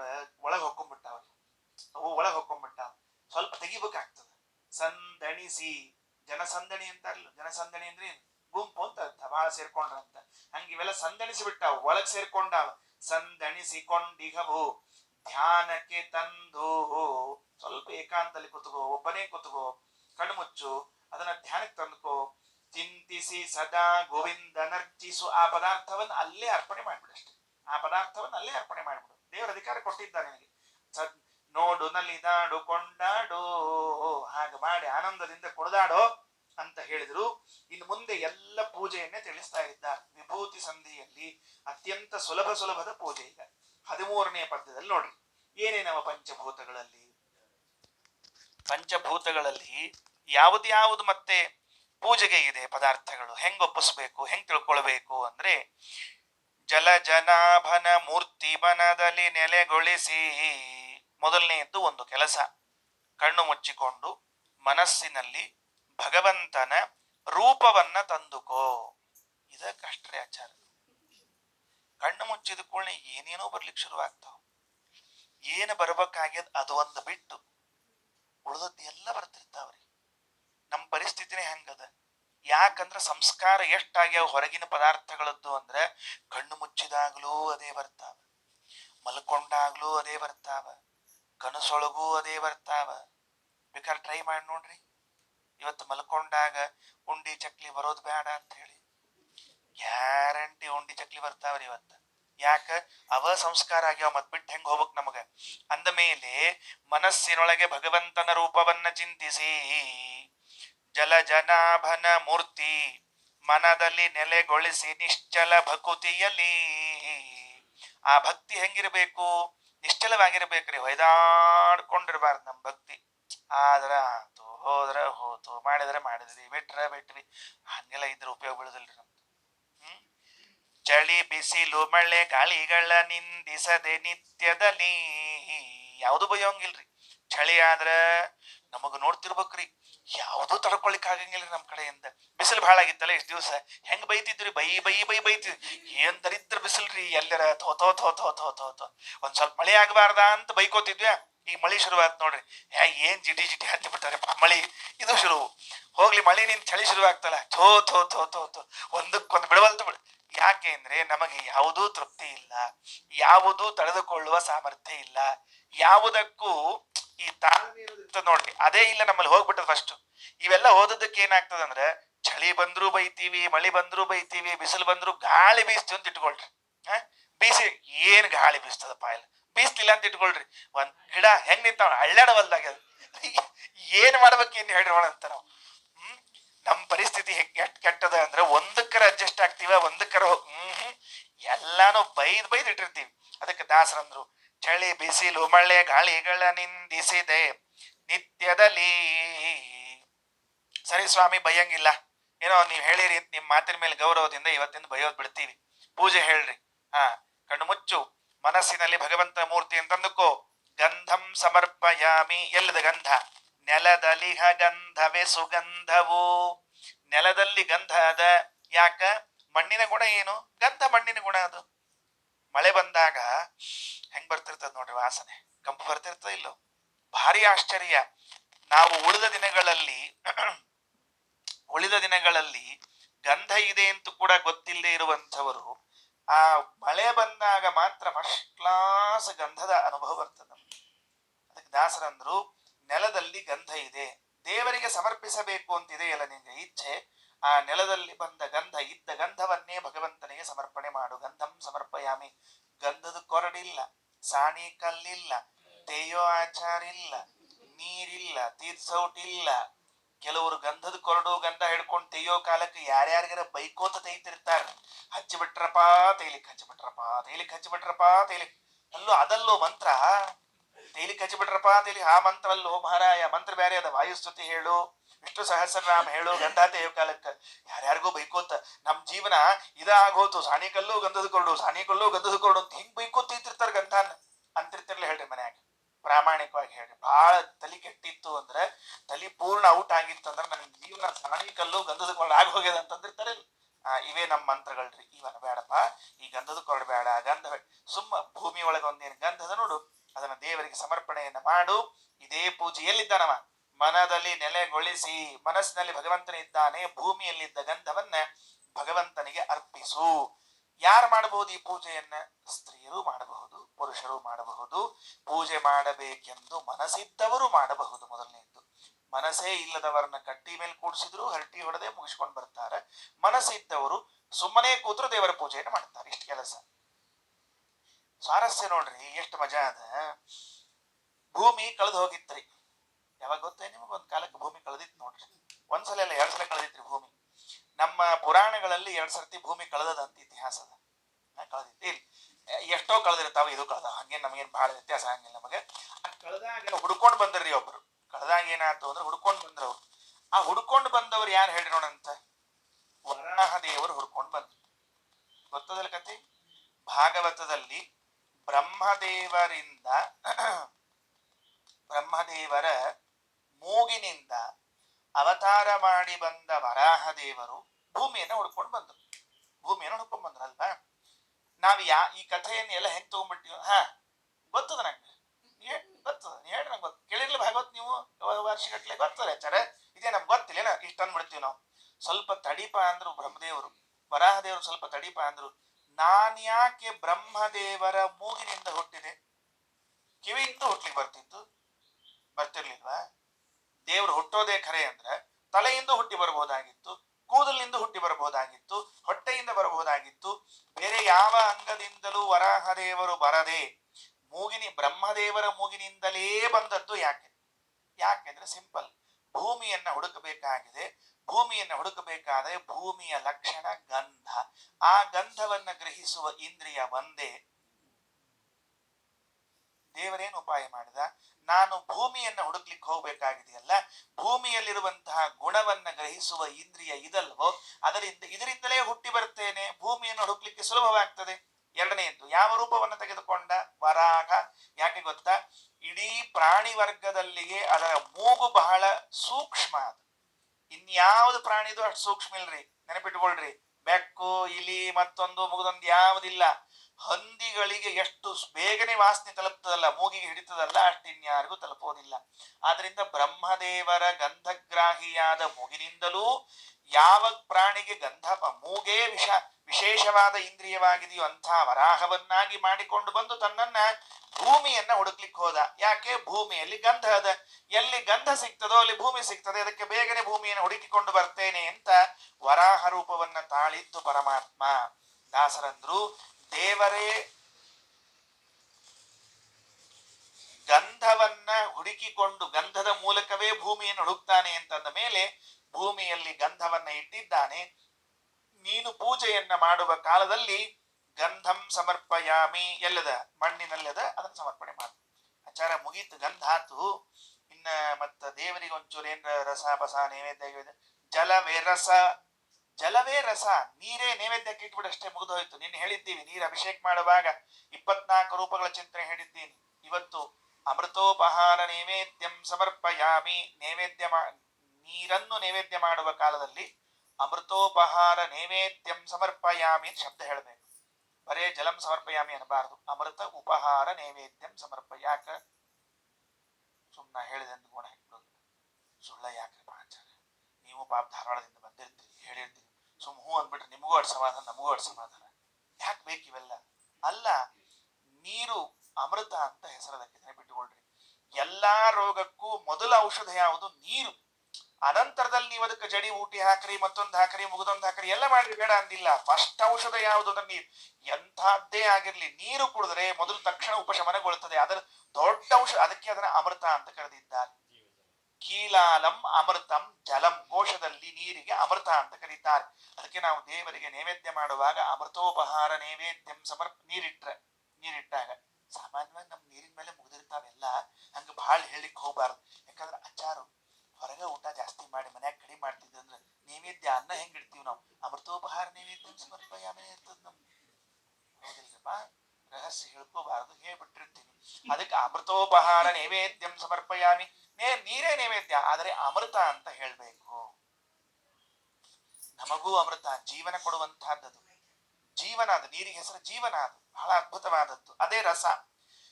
ರೂಪವೇ ಸುದೀಪವು, ಬೆಂಕಿ, ಬೆಳಕು. ಈ ಬೆಳಕಿನಲ್ಲಿ ಏನ್ ಕಾಣಿಸ್ತದೆ ನಮಗ? ರೂಪ ಕಾಣಿಸ್ತದೆ. ಈಗ ಬೆಳಕಿದೆ ಅನ್ನೋದಕ್ಕೆ ಒಬ್ಬರಿಗೊಬ್ಬರಿಗೆ ರೂಪ ಕಾಣ್ತಾ ಇದೆ, ಬಣ್ಣಗಳು ಕಾಣ್ತಾ ಇದೆಲ್ಲ ಕಾಣ್ತಾ ಇದೆಯಲ್ಲ. ಹಾಗಾದ್ರೆ ಬೆಂಕಿಯಲ್ಲಿ ಇದ್ದ ಗುಣ ರೂಪ ಇದೆಯಲ್ಲ, ಅದುವೇ ದೀಪ ಅಂತ ನಾನು ಸಮರ್ಪಣೆ ಮಾಡ್ತೀನಿ ಪರಮಾತ್ಮ ನಿನಗೆ. ರೂಪವೇ ಸುದೀಪವು ಎಲ್ಲರೂ ಚಾಮರ. ಏನ್ ಅದ್ಭುತ ಅನುಸಂಧಾನ! ಗಾಳಿ ಬೀಸ್ತಾ ಇದ್ರೆ ದೇವರಿಗೆ ಚಾಮರ ಸೇವೆಯನ್ನ ಮಾಡುವುದು ಅಂತ ಅನುಸಂಧಾನ ಮಾಡ್ಬೇಕಂತ ಊಹೆ ಮಾಡಿಕೊಳ್ಳಿಕ್ ಸಾಧ್ಯ ಆಗ್ತದ? ಮರಗಳು ಆ ಟೊಂಗೆಗಳನ್ನ ಹೀಗೆ ಅಳ್ಳಾಡಿಸ್ತಾ ಇದ್ರೆ ಸುಮ್ಮನೆ ಕೂತ್ಕೊಂಡು ನೋಡು, ಆಹಾ ದೇವರಿಗೆ ಚಾಮರ ಹಾಕ್ತಾ ಇದೆಯಲ್ಲ ಅಂತ ಅನುಸಂಧಾನ ಮಾಡಿದ್ರೆ ಸಾಕಂತೆ. ದೇವರಿಗೆ ಚಾಮರಂ ಸಮರ್ಪಯಾಮಿ, ಪೂಜೆ ಮುಗಿದೋಯ್ತು. 16 ಪೂಜಾ ಮಾಡ್ಲಿಕ್ಕೆ ಹೇಳ್ಯಾರ ದಿವಸ ದೇವರಿಗೆ, ಷೋಡಶೋಪಚಾರ ಪೂಜಾ ಅಂತ ಕರೀತಾರೆ. ಮುಂದೆ ಶಬ್ದ ವಾದ್ಯಗಳರ್ಪಿಸಲು ಒಲಿವ, ಶಬ್ದವೇ ವಾದ್ಯ. ದೇವರಿಗೆ ನಾವೇನ್ ಮಂತ್ರ ಹೇಳ್ತೀವಿ ಅದೇ ವಾದ್ಯಗಳು. ಹಾಗಾಗಿ ಪಂಚಭೂತಗಳಲ್ಲೇನೆ ಇಷ್ಟು ಸುಲಭದ ಪೂಜೆ ಇದ್ದಾಗ ಯಾಕೆ ಮಾಡುವುದಿಲ್ಲ? ದಾಸರ ಪ್ರಶ್ನೆ. ಜಲ ಜನಾಭನ ಮೂರ್ತಿ ಬನದಲ್ಲಿ ನೆಲೆಗೊಳಿಸಿ ನಿಶ್ಚಲ ಭಕುತಿಯಲಿ ಚಳಿ ಬಿಸಿಲು ಮಳೆ ಗಾಳಿಗಳ ನಿಂದಿಸದೆ ನಿತ್ಯದಲ್ಲಿ ನೆಲದಲ್ಲಿ ಹಗಂಧವೇ ಸುಗಂಧವು ಜಲವೆರಸ ರೂಪವೇ ಸುದೀಪವು ಎಲ್ಲರೂ ಚಾಮರ ಶಬ್ದವಾದ್ಯಗಳರ್ಪಿಸಲು ಒಲಿವ. ಕೊನೆಗೆ ಫಲ ಹೇಳ್ತಾರ, ಅರ್ಪಿಸಿ ನೋಡು ಒಲದೇ ಬರ್ತಾನೆ. ಏನೋ ನೀವ್ ಹೇಳಿರಿ ಅಂತಕೊಂಡು ಮಾಡಿ ನೀ ಬರ್ಲಿಲ್ಲ ಅಂದ್ರೆ ಮುಂದೆ ಹೆಂಗ್ರಿ ಆಚಾರ ಅಂತ ಕೇಳ್ಬೇಡ, ಬಂದೇ ಬರ್ತಾನೆ. ಅಷ್ಟು ವಿಶ್ವಾಸ ದಾಸರಿಗೆ. ಇನ್ನ ಮತ್ತೊಂದು ಏನಪ್ಪಾ, ಹೋಗಿ ಬಿಡೋ ಕೆಲಸ ಮಾಡು, ಇದು ಪಂಚಭೂತಗಳದ್ದಾಯ್ತಲ್ಲ, ಇದು ಆದಿಭೌತಿಕ ಆಯ್ತು. ಆಗಲ್ವಾ ನಿಮ್ಗೆ? ಪೂಜೆ ಮಾಡ್ಲಿಕ್ಕೆ ಆಗಲ್ವಾ? ಅಧ್ಯಾತ್ಮ ಪೂಜೆಯನ್ನು ಮಾಡೋಣಂತೆ. ನಿನ್ನ ದೇಹದಲ್ಲಿಗೆ ಭಗವಂತನಿದ್ದಾನಲ್ಲ, ಇಲ್ಲಿಯೇ ಸುಲಭದ ಪೂಜೆ ಹೇಳ್ತೀನಿ. ಏನ್ ಸುಲಭದ ಪೂಜೆ? ಗೋಲಕಗಳು ರಬಣ ನಿಜಾಲಯಗಳನ್ನು ದಿನದಿ ಸಂಪ್ರಕ್ಷಾಲನೆಯ ಸಮ್ಮಾರ್ಜನವು ಕರ್ಣಗಳೇ ದೀಪಗಳು ಸಾಲು ತತ್ತದ್ ವಿಷಯಗಳ ಸಮ್ಮೇಳನವೇ ಪರ್ಯಂಕ ತತ್ತತ್ ಸುಖದೇಡಿಗೆಯ ಸುಪ್ಪತ್ತಿಗಾತ್ಮ ನಿವೇದನವೇ ವಸನ. ಗೋಲಕಗಳು ಅಂತ ಸ್ವಲ್ಪ ಇದು ಪರಿಚಯ ಇರ್ತದೆ, ನನಗೆ ಹೇಳಬೇಕಾದ ಭಾಗ ಆದ್ರಿಂದ ಹೇಳ್ತೀನಿ. ನಾವು ತಕ್ಷಣಕ್ಕೆ ನಿಮ್ ಕಣ್ಣೆಲ್ಲಿದೆ ಅಂತ ತೋರಿಸ್ರಿ ಅಂದ್ರೆ ಇಲ್ಲಿ ಕೈ ಮಾಡ್ಬಿಡ್ತೇವೆ, ಕಿವಿ ತೋರಿಸ್ರಿ ಅಂದ್ರೆ ಇಲ್ಲಿ ಮಾಡ್ತೇವೆ, ಮೂಗು ತೋರಿಸ್ರಿ ಅಂದ್ರೆ ಇಲ್ಲಿ ಮಾಡ್ತೇವೆ. ಸಾರಿ, ಇದು ಯಾವುದೂ ಕಣ್ಣು ಕಿವಿ ಮೂಗಲ್ಲ, ಇದು ಯಾವುದೂ ಕಣ್ಣು ಕಿವಿ ಮೂಗಲ್ಲ. ಮತ್ತೇನು ಅಂದ್ರೆ ಇದು ಗೋಲಕ, ಕಣ್ಣು ಕಿವಿ ಮೊದಲಾದ ಇಂದ್ರಿಯಗಳು ಇರುವ ಸ್ಥಳ. ಇಂದ್ರಿಯಗಳು ಇವುಗಳ ಅಲ್ಲ. ಇಂದ್ರಿಯಗಳು ಅತೀಂದ್ರಿಯ, ನೆನಪಿಟ್ಟುಕೊಳ್ರಿ. ಇಂದ್ರಿಯಗಳು ಎಲ್ಲವೂ ಕೂಡ ಅತೀಂದ್ರಿಯ, ಅವು ನಮ್ಮ ಕಣ್ಣಿಗೆ ಅಂದ್ರೆ ಅದು ನಮಗೆ ಸಿಗುವುದಿಲ್ಲ ಅಷ್ಟೇ. ಈ ಉದಾಹರಣೆಗೆ ನಾನು ಹೇಳ್ತೀನಿ, ಕಿವುಡ್ರು ಇರ್ತಾರೆ, ಅವ್ರಿಗೆ ಕಿವಿ ಇರ್ತದೋ ಇಲ್ಲೋ, ಹಂಗಾರೆ ಯಾಕೆ ಕೇಳಿಸ್ವಲ್ತು ಅಂತ. ಹಾಗಾದರೆ ಇದು ಕಿವಿ ಅಲ್ಲ, ಇದು ಹಾಳಿ, ಇದು ಗೋಲಕ. ಇದು ಗೋಲಕ. ಕೈ ಇರ್ತದೋ ಇಲ್ಲೋ, ಕಾಲು ಎಲ್ಲ ಇರ್ತಾವ, ನಡಿಲಿಕ್ಕೆ ಬರ್ತಾ ಏನೋ ಬರೋದಿಲ್ಲ. ಯಾಕೆ ಬರೋದಿಲ್ಲ? ಗೋಲಕ ಇದೆ, ಇಂದ್ರಿಯ ಇಲ್ಲ. ಗೋಲಕ ಬೇರೆ, ಇಂದ್ರಿಯ ಬೇರೆ. ಕಾಗಿಗೆ ಎರಡು ಕಣ್ಣಿರ್ತಾವ, ಒಂದೇ ಕಣ್ಣು ಅದಕ್ಕಿರೋದು, ಅದು ಗೊತ್ತಿದೆಯಲ್ಲ, ಒಂದೇ ಕಣ್ಣು. ರಾಮಾವತಾರದಲ್ಲಿ ಒಂದು ಕಥೆ ಕೇಳ್ತಿರ್ತೀವಿ ನಾವು. ಏನ್ ಕಥೆ ಕೇಳಿರ್ತೀವಿ? ಜಯಂತನಿಗೆ ರಾಮಚಂದ್ರ ಬಾಣವನ್ನ ಬಿಟ್ಟಾಗ ಒಂದು ಕಾಗಿ ಕಣ್ಣು ಹೋಯಿತು, ಒಂದೇ ಉಳಿತು. ಕಾಗಿಗೆ ಎರಡು ಕಣ್ಣವ, ಆದರೆ ಇಂದ್ರಿಯ ಒಂದೇ. ಅದು ಈ ಕಡೆ ನೋಡ್ಬೇಕಾದ್ರೂ ಇದನ್ನೇ ನೋಡ್ತದೆ, ಈ ಕಡೆ ನೋಡ್ಬೇಕಾದ್ರೂ ಇದನ್ನೇ ನೋಡ್ತದೆ. ಹಾಗಾಗಿ ಇಂದ್ರಿಯಗಳು ಬೇರೆ, ಗೋಲಕಗಳು ಬೇರೆ. ನಮ್ಮ ಸಿದ್ಧಾಂತ ಎಲ್ಲರಿಗೂ ಅದು ಸಹಜವಾಗಿ ಇಂದ್ರಿಯಗಳು ಬೇರೆ, ಗೋಲಕಗಳು ಬೇರೆ. ಹಾಗಾಗಿ ಈಗೇನು ಕಣ್ಣು ಕಿವಿ ಮೂಗು ಅಂತ ವ್ಯವಹಾರದಲ್ಲಿ ಇಂದ್ರಿಯಗಳು ಅಂತ ಹೇಳ್ತೀವಲ್ಲ, ವಾಸ್ತವದಲ್ಲಿ ಗೋಲಕಗಳು. ಗೋಲಕಗಳು ರಮಣ ನಿಜಾಲಯಗಳು, ಆ ಭಗವಂತನ ಮನೆಗಳಂತೆ. ನಮ್ಮ ಪಂಚ ಜ್ಞಾನೇಂದ್ರಿಯ ಪಂಚ ಕರ್ಮೇಂದ್ರಿಯಗಳ ಗೋಲಕಗಳೇನಿವೆಯಲ್ಲ, ಇದೇನ್ ಕರಿತೀವಿ ನಾವು? ಭಗವಂತನ ಮನೆ ಅಂತ ಕರಿತೇವೆ, ಭಗವಂತನ ಮನೆ. ಆಮೇಲೆ ಅನುದಿನ ಸಂಪ್ರಕ್ಷಾಲನೆಯ ಸಮ್ಮಾರ್ಜನವು, ಅವೇನು ನಿತ್ಯದಲ್ಲಿ ಸ್ನಾನ ಮಾಡ್ತೀವಲ್ಲ, ನಿತ್ಯ ಸ್ನಾನ ಮಾಡೋ ಪದ್ಧತಿ ಇದ್ರ ಏನ್ರಿ ಆಚಾರ ಹಂಗಂತೀರಿ? ಅಲ್ಲಿ ದಾಸರು ಹೇಳಿದ ವಾಕ್ಯ ಅಂತೇನ, ಮತ್ತ ಸಾರಿ ಏನ್ ತಿಳ್ಕೊಳಕ್ ಹೋಗ್ಬೇಡ್ರಿ. ಅನುದಿನ ಸಂಪ್ರಕ್ಷಾಲನೆಯೇ, ನಿತ್ಯದಲ್ಲಿ ಸ್ನಾನ ಮಾಡಿದರೆ ಅಂದ್ರೆ ಮಾಡಂಗಿಲ್ಲೇನ್ರಿ? ಮತ್ತೆ ಕೆಲವ್ರು ಮಾಡಂಗಿಲ್ಲ, ಅನುಕೂಲ ಆದಾಗ ಮಾಡ್ತಾರ. ಪಾಪ ಯಾವತ್ತು ಅನುಕೂಲ ಆಗ್ತದೆ ಅಂತ ಕೇಳಬಾರ್ದು, ಅವ್ರಿಗೆ ಎಂದ ಅನುಕೂಲ ಆಗ್ತದೆ ಅಂತ ಮಾಡ್ತಿರ್ತಾರೆ. ಯಾರೊಬ್ರು ಆಚಾರ್ಯ ಹೇಳಿದ್ರಂತ, ನೋಡಪ್ಪ, ಏನೇ ತಗೊಳ್ಳೋದಿದ್ರು, ಹಾಲು ಮೊಸರು ಬೆಣ್ಣೆ ಏನೇ ತುಪ್ಪ ಏನೇ ತಗೊಳ್ಳೋದಿದ್ರು ಸ್ನಾನ ಮಾಡಿ ತಗೋಬೇಕಪ್ಪ. ಇಲ್ಲೇ ಇದ್ರೆ ತಗೊಳ್ಳಿಕ್ ಹೋಗ್ಬಾರ್ದು, ಸ್ನಾನ ಮಾಡಿದ್ರೆ ತಗೊಳ್ಳಿಕ್ ಹೋಗ್ಬಾರ್ದು.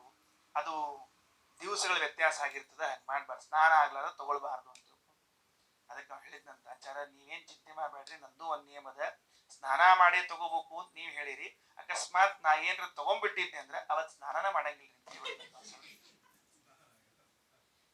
ನಿಯಮ ಸರಳ ನಿಯಮ, ಬಹಳ ಸರಳ. ನೀವು ಸ್ನಾನ ಮಾಡಿ ತಗೋಂತೀರಿ ಅಂದ್ರೆ ಏನಾಯ್ತು? ತಗೊಳ್ಳೋದಕ್ಕೂ ಸ್ನಾನಕ್ಕೂ ಸಂಬಂಧ ಹಾಕಿರಿ. ನೀವು ಏನ್ ತಗೊಂಡ್ರು ಸ್ನಾನ ಮಾಡಿ ತಗೋಬೇಕು ನಿಮ್ ನಿಯಮ. ನಾವು ಒಂದ್ ವೇಳೆ ತಗೊಂಡ್ಬಿಟ್ಟಿದ್ದೆ ಅಂದ್ರೆ ಅವತ್ತು ಸ್ನಾನನೇ ಬಿಟ್ಬಿಡ್ತೀವಿ. ಬೆಸ್ಟ್ ಕೆಲಸ. ಅದಕ್ಕೆ ಸ್ನಾನ ನಿತ್ಯದಲ್ಲಿ ಮಾಡಬೇಕು. ನಾನು ಸಹಜವಾಗಿ ಹುಡುಗಾಟ ಬುದ್ಧಿ ಇರುವಾಗ ನಮ್ಗ ಒಬ್ಬರು ಗುರುಗಳಿಗೆ ಕೇಳಿದ್ದೆ, ನೋಡ್ರಿ ಕೆಲವರು ವಾರಗಟ್ಲೆ ಸ್ನಾನ ಮಾಡೋದಿಲ್ಲ, ಅವರಿಗೆ ಈ ಸ್ನಾನ ಪೂಜೆ ಎಲ್ಲ ಟೈಮ್ ಉಳಿದ್ಬಿಡ್ತದೆ. ನಾನು ಗುರುಗಳಿಗೆ ಕೇಳಿದೆ, ಅಲ್ಲ ಇಷ್ಟು ಟೈಮ್ ಸೇವ್ ಆಗ್ತದೆ, ನಮ್ಗೆ ಓದ್ಲಿಕ್ಕೆ ಬರಲಿಕ್ಕೆಲ್ಲ ಅವಕಾಶ ಆಗ್ತದೆ, ಯಾಕೆ ನಾವು ನಿತ್ಯದಲ್ಲಿ ಸ್ನಾನ ಮಾಡಬೇಕು ಅಂತ ಕೇಳಿದೆ. ಅದಕ್ಕೆ ನಮ್ಮ ಗುರುಗಳು ಹೇಳಿದ್ದೇನು ಗೊತ್ತೇನು?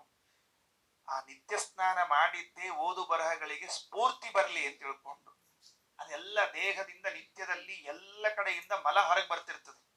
ನೀವು ಸ್ನಾನ ಮಾಡದೆ ಹೋದರೆ ಅದು ಇನ್ನಿಷ್ಟು ಜಾಡ್ಯಕ್ಕೆ ಒಗಿತದೆ ಹೊರತಾಗಿ ಕೆಲಸ ಮಾಡೋದಿಲ್ಲ. ಅದಕ್ಕ ಅವು ದುರ್ವಾಸನೆ ಬರಬಾರ್ದು ಅಂತ ಇಟ್ಕೊಂಡ ಹೊಡ್ಕೊಂಡು ಕಾರ್ಯಕ್ರಮದಲ್ಲ ಅನ್ನ ಹಳಿಸ್ಬಿಟ್ಟಿರ್ತದ. ಮಂದಿಗೆ ಗೊತ್ತಾಗಬಾರ್ದು ಏನ್ ಮಾಡ್ತೀವಿ? ಘಮ ಘಮ ಘಮ ಒಗ್ಗರಣೆ ಹಾಕ್ಬಿಡ್ತೀವಿ. ಒಗ್ಗರಣೆ ಹಾಕಿ ಹಳಿಸ್ ಅನಿಸ್ರೆ ಖಲೆ ಆಗ್ಬಿಡ್ತದೆ. ಆ ಪರಿಸ್ಥಿತಿ ಇರ್ತದೆ ನಮ್ಗೆ. ಅದಕ್ಕೆ ನಿತ್ಯದಲ್ಲಿ ಸ್ನಾನ ಮಾಡ್ಬೇಕು. ಪುರಾಣದಲ್ಲಿ ಬರ್ತದೆ, ಪ್ರಾತಃ ಸ್ನಾನೇನ ಸರ್ವೇ ದೋಷ ವಿಶುದ್ಧಂತೆ ಅಂತ. ಬೆಳಿಗ್ಗೆ ಎದ್ದು ಕೂಡಲೇ ಮೊದಲು ಒಂದು ಸ್ನಾನ ಮಾಡಿಬಿಡಬೇಕು.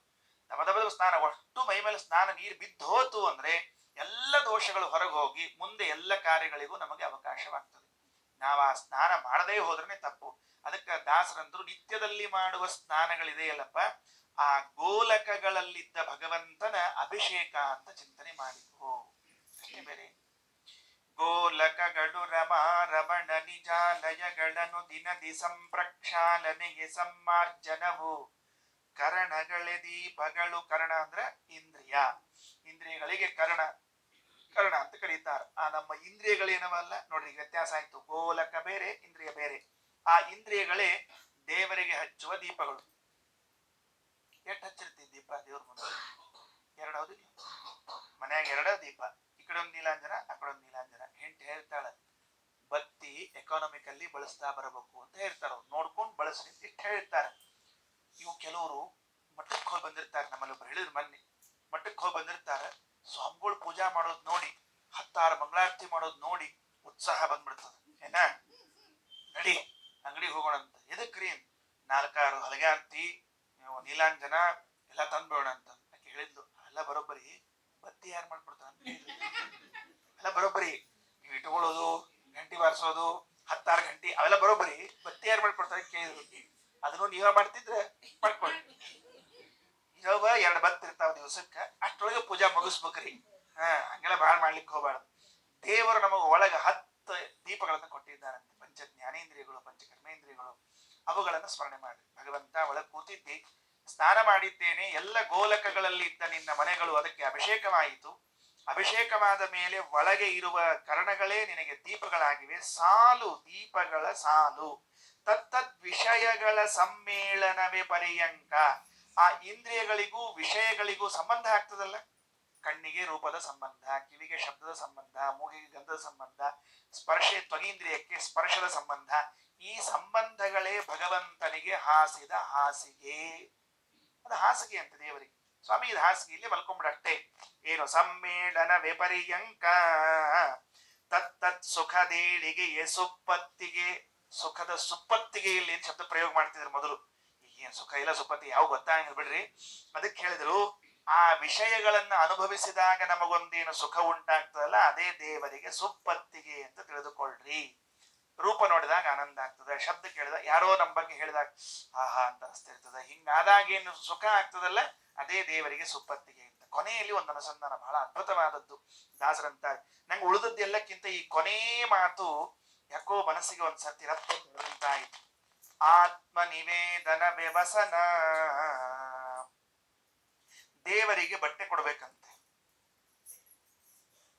ಏನೋ ಶಬ್ದ ಏನದು, ದೇವರಿಗೆ ಬಟ್ಟೆ ಕೊಡ್ಬೇಕಂತೆ. ನಾವ್ ಎಂದರ ದೇವರಿಗೆ ಬಟ್ಟೆ ಉಡ್ಸಿವಿ ಅಂತ ಹೇಳಿ ಪೂಜೆ ಮಾಡೋಕಲ್ಲ ದಿವಸ. ನಮ್ಮ ಶಾಲಿಗ್ರಾಮನು ಹಂಗೆ ಕೂತಿರ್ತಾವ, ಪ್ರತಿಮಾನು ಹಂಗೆ ಕೂತಿರ್ತಾವ. ಬೌದ್ಧಾವತಾರೆ ರಾಮಕ್ಷೇತ್ರ ಬೌದ್ಧ. ಎಂದೆಂದೆಂದೆಂದು ನಮ್ಮ ಪ್ರತಿಮಾಕ್ಕೆ ಏನ್ ವಸ್ತ್ರ ಇಲ್ರಿ.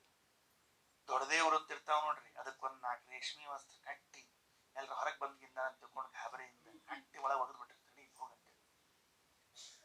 ಯುಗಾದಿಗೊಂಬಟ್ಟಿ ನಮಗೆ ಬೇಕು, ದೀಪಾವಳಿಗೊಂಬೇಕು, ಗಣೇಶ ಚೌತಿಗೆ ಬೇಕು, ಗೌರಿಗೆ ಬೇಕು, ಗಂಗಿಗೆ ಬೇಕು, ಗಂಗವ್ವಗೆ ಬೇಕು, ಎಲ್ಲರಿಗೂ ಬೇಕು. ದೇವರಿಗೆ ಏನ್ ಬಟ್ಟಿ ತಗೊಂಡಿವಿ? ಇಲ್ಲೇ ಇಲ್ಲ, ನಾವು ಬಟ್ಟಿ ತಗೊಳ್ಳೇ ಇಲ್ಲ. ಯಾಕಪ್ಪ? ಅವನಿಗೊಂದಿಷ್ಟು ತೊಗೊಂಡು ರೇಷ್ಮೆ ವಸ್ತ್ರ ತಗೊಂಡು, ಸ್ವಾಮಿ ಇದು ನಿನಗೆ ವಸ್ತ್ರ ಅಂತ ಒಪ್ಪಿಸ್ಬೇಕಾಯ್ತೋ ಇಲ್ಲ? ನಾವು ಎಂದು ಒಪ್ಸಿವ್ರಿ? ಎಂದೆಂದೆಂದ್ ಮತ್ ನಮಗ ತಪ್ಪದೇ ತಗೊಂಡಿರ್ತೀವ ಎಲ್ಲಾ ಹಬ್ಬಕ್ಕ. ಪ್ರಾಮಾಣಿಕವಾಗಿ ಹೇಳ್ರಿ, ಗಂಡಸರು ಕೆಲವು ತಗೊಳ್ದೇ ಇದ್ರು ಹೆಣ್ಮಕ್ಳು ಅಂತ ಗ್ಯಾರಂಟಿ ತಗೊಂಡಿರ್ತಾರೆ. ಅವು ಗಂಡಸರದ್ದು ಅನಾದಿ ಕಾಲದ ಲಿಂಗದೇಹ ಇದ್ದಂಗ ಅದ ಪ್ಯಾಂಟು ಅದ ಶರ್ಟ್ ರೀ, ಬೇರೆ ಇರೋದೇ ಇಲ್ಲ. ಲಗ್ನಕ್ಕೆ ಹೋದ್ರು ಅದ, ಮುಂಜಿಗೆ ಹೋದ್ರು ಅವ, ಮದ್ವಿಗೆ ಹೋದ್ರು ಅವ, ಅಲ್ಲಿಯೂ ಅವ, ಎಲ್ಲಾ ಕಡೆಗೂ ಅವ ಇರ್ತಾವ. ಎದುರುಗೊಳ್ಳಿ ಇವೇನು ಮದ್ವಿ ಮನಿಗೆ ಹೋಗಿ ಒಂದು ಪ್ಯಾಂಟ್ ಶರ್ಟ್ ಹಾಕೊಂಡು ಕೂತಿರ್ತಾವ ನೋಡ್ರಿ, ಹೊರಗೆ ಬರೋ ತನಕ ಅವ ಇರ್ತಾವ್ರಿ. ಅದ ಅವ್ರ ಮನೆಯವ್ರು ನೋಡ್ಬೇಕ್ರಿ, ಏನ್ ಬಣ್ಣ ಬಣ್ಣ ಬಣ್ಣ ಬಣ್ಣ ಬಣ್ಣ, ಛೇ ಛೇ ಛೇ ಛೇ ಛೇ ಛೇ. ಇಷ್ಟೆಲ್ಲಾ ಒಂದ್ ದೇವರಿಗೆ, ಒಂದಿಷ್ಟು ದೇವರಿಗೆ ಒಂದ್ ದೇವರಸ್ತು ತಗೊಂಡಿರ್ತಾನ. ಅದು ಎಂಥ ದೇವರಸ್ತು ಇರ್ತದ್ರಿ, ಅದು ಕಾಟನ್ ಇರ್ತದ. ಅದು ಅಂದ್ರೆ ಅದು ಕಾಟನ್ ಅಂತ ತಿಳ್ಕೊಂಡಿರ್ತಾನವ. ಅಂತಹದ್ದೊಂದು ದೇವರಸ್ತು ಇರ್ತದೆ. ಎಷ್ಟು ಕಡೆ ತೂತು ಬಿದ್ದಿರ್ಬೇಡ್ರಿ ಅವಕ್ಕೆ ಹೇಳಿ ಪ್ರಾಮಾಣಿಕವಾಗಿ. ಎಷ್ಟು ಕಡೆ ತೂತು ಬಿದ್ದಿರ್ಬೇಡ.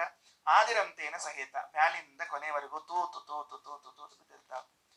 ಏನವ ಲಕ್ಷ್ಮೀಪತಿ ನಮ್ ವಸ್ತ್ರ ತಗೊಂಡು ಏನ್ ಮಾಡ್ತಾನ ಅಂತ ಹೇಳಿ ವರ್ಷ ಅದನ್ನೇ ಇಟ್ಬಿಡ್ ಬರ್ತ. ಯಾಕೆ ಒಂದು ಹೊಸ ತಗೋಬೇಕು, ಹೊಸದೊಂದು ಚಂದ ಅಂತ ತರ್ಬೇಕು. ಅವ ಲಕ್ಷ್ಮೀಪತಿ ರೀ, ನಮ್ ವಸ್ತ್ರದ ಏನಾಗಬೇಕಾಗಿದೆ ಅಂತ ಇಷ್ಟೊಂದು ಹಂಗ ಇಟ್ಬಿಡೋದು ಮುಂದೆ ಅದನ್ನ. ಅದಕ್ಕಂದ್ರು ದಾಸರಂದ್ರೆ ಇವೆಲ್ಲ ಬೇಡ, ಹೊರಗಿನ ವಸ್ತ್ರಗಳು ಬೇಡ. ಆಧ್ಯಾತ್ಮ ಪೂಜೆಯಲ್ಲಿ ಒಂದು ವಸ್ತ್ರ ಹೇಳ್ತೀನಿ ಕೇಳಿ. ಏನು? ಆತ್ಮ ನಿವೇದನಂ. ಇದು ಸ್ವಲ್ಪ ಹಿಂದೊಂದಿಷ್ಟು ಬೇರೆ ಅವ, ಅಂದಂತರೂ ಅಂದ್ಬಿಡ್ತೀನಿ ಶಬ್ದವನ್ನ. ಏನದು? ಶ್ರವಣಂ ಕೀರ್ತನಂ ವಿಷ್ಣೋ ಸ್ಮರಣಂ ಪಾದ ಸೇವನಂ ಅರ್ಚನಂ ವಂದನಂ ದಾಸ್ಯಂ ಸಖ್ಯಂ ಆತ್ಮ ನಿವೇದನಂ. ಪ್ರಹ್ಲಾದರಾಜರು ನವ್ವಿಧವಾದ ಭಕ್ತಿಯನ್ನು ಮಾಡಬೇಕು ಅಂತ ಹೇಳ್ಯಾರಲ್ಲ ಸಪ್ತಮ ಸ್ಕಂದದಲ್ಲಿ. ಅದರಲ್ಲಿ ಕೊನೆಯ ಭಕ್ತಿ ಯಾವುದು? ಆತ್ಮನಿವೇದನ. ಆ ಆತ್ಮನಿವೇದನವನ್ನ ಜಗನ್ನಾಥದಾಸರಿ ನಂತರ ಗೊತ್ತೇನು? ಹಿಂದಿನ ಜನ್ಮದಲ್ಲಿ ಅವರ ತಮ್ಮಂದ್ರಲ್ವೇ, ಮತ್ತೆ ಹಿಂದಿನ ಜನ್ಮದಲ್ಲಿ ಪ್ರಹ್ಲಾದರಾಜರ ತಮ್ಮಂದ್ರೆ ಅಲ್ವೇ ಜಗನ್ನಾಥದಾಸರು? ಅಲ್ಲೇ ನಿಂತ್ಕೊಂಡಿದ್ರಲ್ಲ. ಮತ್ತೆ ನರಸಿಂಹದೇವರು ಸ್ತೋತ್ರ ಮಾಡುವ ಕಾಲದಲ್ಲಿ ನಮ್ಮ ಅಣ್ಣಂದ್ರೆ ಏನು ಸ್ತೋತ್ರ ಮಾಡಿದ್ದಾರೆ, ನಾವು ಅದನ್ನು ಉಪಯೋಗಿಸ್ಕೊಳ್ಳೋದು ಬೇಡವಾ ಅಂದ್ರ ಅವರು. ಏನಂದ್ರ ಅದಕ್ಕೆ? ಆತ್ಮ ನಿವೇದನ ವ್ಯವಸನ. ಆ 9ನೇ ಭಕ್ತಿಯಾದ ಆತ್ಮನಿವೇದನ ಅಂತಿದೆಯಲ್ಲ, ಅದೇ ದೇವರಿಗೆ ವಸ್ತ್ರ. ಸಾರಿ ಸರ್, ಆತ್ಮನಿವೇದನ ಅಂದ್ರೆ ಗೊತ್ತಿಲ್ಲದೆ ಇದ್ರೆ ಏನ್ ವಸನ ಮಾಡೋರು ನೀವು? ಆತ್ಮನಿವೇದನ ಅಂದ್ರೆ ಏನ್ರಿ ಹೇಳಿ? ನಮ್ಮನ್ನ ಕೊಟ್ಬಿಡಿದ್ರೆ ದೇವರಿಗೆ ಏನ್ ಮಾಡೋದು? ದೇವ್ರು ನಿಮ್ಮನ್ನ ತಗೊಂಡು ಏನ್ ಮಾಡೋದು? ದೇವ್ರು ತಗೊಂಡು ನಿಮ್ಮನ್ನ ಆತ್ಮನಿವೇದನ, ದೇವರನ್ನ ನಮಗನ್ನ ದೇವ್ರಿಗೆ ಕೊಟ್ಬಿಡೋದು. ದೇವರಂತ ನಿನ್ ಕಡೆ ಇಟ್ಕೋ, ನಾನು ತಗೊಂಡು ಏನ್ ಮಾಡ್ಲಿ? ಆತ್ಮನಿವೇದನ ಅನ್ನೋ ಶಬ್ದಕ್ಕೆ ಶ್ರೀಮದ್ ಆಚಾರ್ಯರಂತಾರೆ, ಸಂಸಾರದಲ್ಲಿ ನಾವಿರುವಾಗ ಯಾವ ಭಗವಂತ ನಮಗೆ ನಿಯಾಮಕನಾಗಿ ಇದ್ನೋ, ನಮ್ಮನ್ನು ನೋಡ್ತಾ ಇದ್ನೋ, ನಾನು ಮುಕ್ತನಾದ ಮೇಲೂ ಆತ ನನ್ನನ್ನು ರಕ್ಷಿಸುತ್ತಾ, ಅಂದ್ರೆ ಅದಕ್ಕೆ ನಿಯಂತ್ರಿಸುತ್ತಾ ಇರುತ್ತಾನೆ ಎಂಬ ಚಿಂತನೆಯೇ ಆತ್ಮನಿವೇದನ. ಬೇರೆ ಏನಿಲ್ಲ. ಆತ್ಮನಿವೇದನ ಅಂದ್ರೆ ಈಗ ನಾವಿಲ್ಲಿದ್ದೀವಿ, ಈಗ ನಮ್ಮನ್ನ ದೇವ್ರು ನೋಡ್ಕೊಳಿಕ್ಕೆ ತಾನ್ರಿ, ಮುಗಿದೋತಷ್ಟೇ ಕೆಲಸ. ಮುಂದೆ ಮುಕ್ತರಾದ್ಮೇಲೆ ಆಫೀಸ್ನಾಗ ಕೆಲಸ ಮಾಡ್ತಿರ್ತೀರಿ, ರಿಟೈರ್ಡ್ ಆದ್ಮೇಲೆ ಅವ್ ಮ್ಯಾನೇಜರ್ಗೆ ನಮಗೇನ್ ಸಂಬಂಧ ಅದ? ನಿನಗ ನಮಗ. ಅಲ್ಲಿ ಹಂಗಿಲ್ಲ. ಮುಕ್ತನಾದ ಮ್ಯಾಲೂ ಅವನೇ ನಿನ್ನ ಮತ್ತ ನಿಯಾಮಕ ಸ್ವಾಮಿ. ಈ ಚಿಂತನೆಗೆ ಆತ್ಮನಿವೇದನವೆಂದು ಕರೆಸಿಕೊಳ್ಳುತ್ತದೆ. ಇದನ್ನ ಮಾಡಿದ್ರೆ ದೇವರಿಗೆ ವಸ್ತ್ರ ಕೊಟ್ಟಂತೆ ಅಂತ ಜಗನ್ನಾಥದಾಸರು ಹೇಳ್ತಾರೆ. ಸ್ವಾಮಿ ಸಂಸಾರದಲ್ಲೂ ಮುಕ್ತಿಯಲ್ಲೂ ನೀವು ನಿಯಾಮಕ ಅಂತ ಇಷ್ಟನ್ರಿ ಒಂದು ವಸ್ತ್ರ ಸಮರ್ಪಣೆ ಮಾಡಿದಂತಾಯ್ತು ಅಧ್ಯಾತ್ಮ ಪೂಜೆಯಲ್ಲಿ. ಗೋಲಕಗಳು ರಮಾ ರಮಣನನು ನಿಜಾಲಯಗಳನ್ನು ದಿನದಿ ಸಂಪ್ರಕ್ಷಾಲನೆಗೆ ಸಮ್ಮಾರ್ಜನವು ಕರ್ಣಗಳೇ ದೀಪಗಳು ಸಾಲು ತತ್ತದ್ವಿಷಯಗಳ ಸಮ್ಮೇಳನ ವಿಪರ್ಯಂಕ ತತ್ಸುಖದೇಳಿಗೆಯೇ ಸುಪತ್ತಿಗಾತ್ಮ ನಿವೇದನ ವ್ಯವಸನ. ಹೌದು, ದೇವ್ರ ಅಲ್ಲಿ ಹೋಗೋ ಕಾಲಕ್ಕೆ ಅವಂಗ ಎಷ್ಟು ಪಾದಕ ಗಿದಕ ಕೊಡ್ಬೇಕಾಗ್ತಿರ್ತ. ಮತ್ತ ಎಷ್ಟು ಮಂದಿ ನೀವು ಮಾಡ್ತೀರಿ ನನಗೆ ಗೊತ್ತಿಲ್ಲ, ನಾ ಅಂತ ಹೇಳ್ಬಿಡ್ತೀನಿ. ಏನ್ ಹೇಳ್ಬೇಕು? ದೇವರು ಮಂಟಪದಲ್ಲಿ ಕುಳಿತಿರ್ತಾನೆ. ಹಿಂಗ ಅನ್ಕೊಳ್ರಿ ಫಸ್ಟ್. ದೇವರ ಮಂಟಪದಲ್ಲಿ ಕೂತಿದ್ದಾನೆ, ನಿಮ್ಮ ಎದುರಿಗೆ ಒಂದು ತಟ್ಟೆ ಇಟ್ಕೊಂಡಿರಿ, ಅದು ಸ್ನಾನದ ಮನೆ. ಆ ಮಂಟಪದಿಂದ ಸ್ನಾನದ ಮನೆಗೆ ಬರಬೇಕಲ್ಲ ದೇವರು, ಅವನಿಗೆ ಪಾದುಕೆಗಳನ್ನು ಕೊಡಬೇಕಂತ ಹೇಳ್ತದೆ ಶಾಸ್ತ್ರ. ಸ್ವಾಮಿ ಈ ಪಾದುಕೆಗಳನ್ನು ಧರಿಸಿ ಇದಂ ವಿಷ್ಣುರ್ವಿಚಕ್ರಮೇ ತ್ರೇಧ ನಿಧದೆ ಪದಂ, ಈ ಮಂತ್ರ ಹೇಳ್ಬೇಕು. ಸಮೋಳ್ಳಮಸ್ಯ ಪಾಂಸುರೆ, ಈ ಮಂತ್ರ ಹೇಳ್ತಾ ಆ ಪಾದುಕೆಗಳನ್ನ ಹಾಕೊಂಡು ಈ ಸ್ನಾನದ ಮನೆಗೆ ಬಾ ಅಂತ 2 ಪಾದುಕೆಗಳನ್ನ ಕೊಡಬೇಕು ಅಂತ ಸಂಪ್ರದಾಯದ ಮಂತ್ರವೇ ಇದೆ ಆ ಮಂತ್ರ ಪೂಜಾ ಕಾಲದಲ್ಲಿ. ಹಾಗಾಗಿ ದೇವರಿಗೆ ನಾವು ಪಾದುಕೆಗಳನ್ನ ಕೊಡಬೇಕು. ಎಲ್ಲದ ನಮಗೆ ಪಾದಕ್ಕೆ ಕೊಡ್ಲಿಕ್ಕೆ? ಈಗ ಹೇಳಿರ್ತೀನಿ, ನಿಮಗೆ ಅನುಕೂಲ ಇದ್ರ ಸಣ್ಣ ಸಣ್ಣದು 2 ಬೆಳ್ಳಿಯ ಪಾದುಕೆಗಳನ್ನ ಮಾಡಿಸಿಕೊಂಡು ಬರ್ರಿ. ದೇವರ ಪೆಟ್ಟಿಗೆಯಲ್ಲಿ ಎಲ್ಲಿ ಪೂಜೆ ಮಾಡ್ಲಿಕ್ಕೆ ತಟ್ಟೆ ಇಟ್ಟಿರ್ತೀರಲ್ಲ, ಶಾಲಿಗ್ರಾಮಗಳನ್ನೆಲ್ಲ ಇಟ್ಟಿರ್ತಿಲ್ಲ, ಆ ತಟ್ಟೆಯ ಮುಂದ್ಗಡೆಗೆ ಆ ಪಾದುಕೆಗಳನ್ನ ಇಡ್ರಿ. ಪೀಠ ಹಾಕೊಂಡು ಇಟ್ರಿ, ಅಲ್ಲಿ ಇಡ್ರಿ. ಯಾಕೆ ಅಲ್ಲಿಡಬೇಕು ಅಂದ್ರೆ ಈ ಪಾದುಕೆಗಳನ್ನು ಧರಿಸಿಯೇ ದೇವರು ಬಂದಿದ್ದಾನೆ ಅಂತ ಅನುಸಂಧಾನವನ್ನ ಮಾಡಬೇಕು. ಆಯ್ತಾ? ಹೌದು. ಮತ್ತೀಗ ಅಧ್ಯಾತ್ಮದಲ್ಲಿ ಇದೆಯಲ್ಲ, ಈ ಅಧ್ಯಾತ್ಮದಲ್ಲಿ ಮತ್ತ ಎಲ್ಲದ ಪಾದುಕೆಗಳೆಲ್ಲವ ಇಲ್ಲ ಅಂದ್ರೆ ದಾಸರೇ ಅಂತಾರೆ, ಪಾಪ ಕರ್ಮವು ಪಾದುಕೆಗಳು. ಪಾಪ ಕರ್ಮವು ದೇವರೇ, ನಾನು ಮಾಡಿದ ಪಾಪ ಕರ್ಮಗಳಿವೆಯಲ್ಲ, ಇವೇ ನಿನಗೆ ಚಪ್ಪಲಿಯನ್ನಾಗಿ ಒಪ್ಪಿಸ್ತೇನೆ. ತುಳಿದು ಬಿಡು, ಬಿಡು, ಮುಗದೇ ಹೋಯ್ತು. ನೀನ್ ತುಳಿದ ಮೇಲೆ ಅದು ಉಳಿತದೇನಪ್ಪ? ಚಪ್ಪಲಿಯನ್ನ ತುಳಿಯೋದು ತಾನೆ. ಹಾಗಾದ್ರೆ ಪಾಪ ಕರ್ಮಗಳನ್ನು ತುಳಿಯೋದು, ಅದನ್ನೇ ಪಾದಕೆ ಅಂತ ಒಪ್ಪಿಸ್ಬಿಡ್ತೇನೆ. ನಿತ್ಯ ಮಲಗುವಾಗ ದೇವರಿಗೆ ಹೇಳ್ಬೇಕಂತೆ, ಇವತ್ತು ಬೆಳಿಗ್ಗೆ ಎದ್ದಾಗಿಂದ ಯಾರ್ಯಾರಿಗೆ ಬೈದಿದ್ವಿ, ಯಾರ್ಯಾರಿಗೆ ಅಂದಿದ್ವಿ, ಏನೇನು ಮಾಡಿದ್ವಿ, ಎಲ್ಲ ಪಾಪ ಕರ್ಮಗಳವಲ್ಲ, ಅವು ನಿನಗೆ ಪಾದುಕೆಗಳು ಅಂತ ಸಮರ್ಪಣೆಯನ್ನ ಮಾಡ್ರಿ. ಪಾಪ ಕರ್ಮವು ಪಾದುಕೆಗಳು. ಅಲ್ಲ, ಅಕಸ್ಮಾತ್ ಇವತ್ತೇನಾದ್ರೂ ಪುಣ್ಯ ಕರ್ಮ ಮಾಡಿದ್ರೆ, ಏನೋ ಒಳ್ಳೆ ಕೆಲಸ ಮಾಡಿದ್ವಿ ಅಂತ ಇಟ್ಕೊಳ್ರಿ, ಅದಕ್ಕೆ ದಾಸರಂತಾರೆ ಅನುಲೇಪನವು ಸತ್ಪುಣ್ಯ.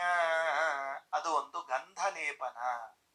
ಅಕ್ಷತೃತೀಯ ದಿವಸ ಆ ಲೇಪನ ಈ ಲೇಪನ ಕೇಳ್ತಿಲ್ಲ. ಅನುಲೇಪನವು ಸತ್ಪುಣ್ಯ. ನಾನು ಮಾಡಿದ ಪುಣ್ಯ ಕರ್ಮಗಳು ದೇವನಿಗೆ ಗಂಧ ಆಗಲಿ, ನಾನು ಮಾಡಿದ ಪಾಪ ಕರ್ಮಗಳು ಭಗವಂತನಿಗೆ ಪಾದರಕ್ಷೆ, ಚಪ್ಪಲಿ ಆಗಿಬಿಡ್ಲಿ, ಮುಗಿದು ಹೋದ ಕೆಲಸ. ಮುಂದೆ ಶಾಸ್ತ್ರಾಲಾಪನವೇ ಶ್ರೀ ತುಳಸಿ. ಈ 1 ಗಂಟೆ ಹೊತ್ತು ಕೂತು ಕೇಳಿದ್ದೀರಲ್ಲ ಹರಿಕಥಾಮೃತ ಸಾರ ಶಾಸ್ತ್ರಾಲಾಪನ, ಇದು ದೇವರಿಗೆ ತುಳಸೀದಳ ಸಮರ್ಪಣೆ ಮಾಡಿದಂತೆ ಅಂತ ಜಗನ್ನಾಥ ದಾಸರು. ತುಳಸೀದಳ ಸಮರ್ಪಣೆ ಮಾಡ್ತಾ ಇದ್ದೀರಿ, ಬೇರೆ ಏನಿಲ್ಲ. 1 ಗಂಟೆ ಹೊತ್ತು ಭಾಗವತ ಕೇಳಿರಿ, 1 ಗಂಟೆ ಹೊತ್ತು ಪಾಠ ಕೇಳಿರಿ, 1 ಗಂಟೆ ಹೊತ್ತು ಜಪ ಮಾಡಿ, ಎಲ್ಲ ಸ್ವಾಮಿ ಇದು ನಿನಗೆ ತುಳಸಿ.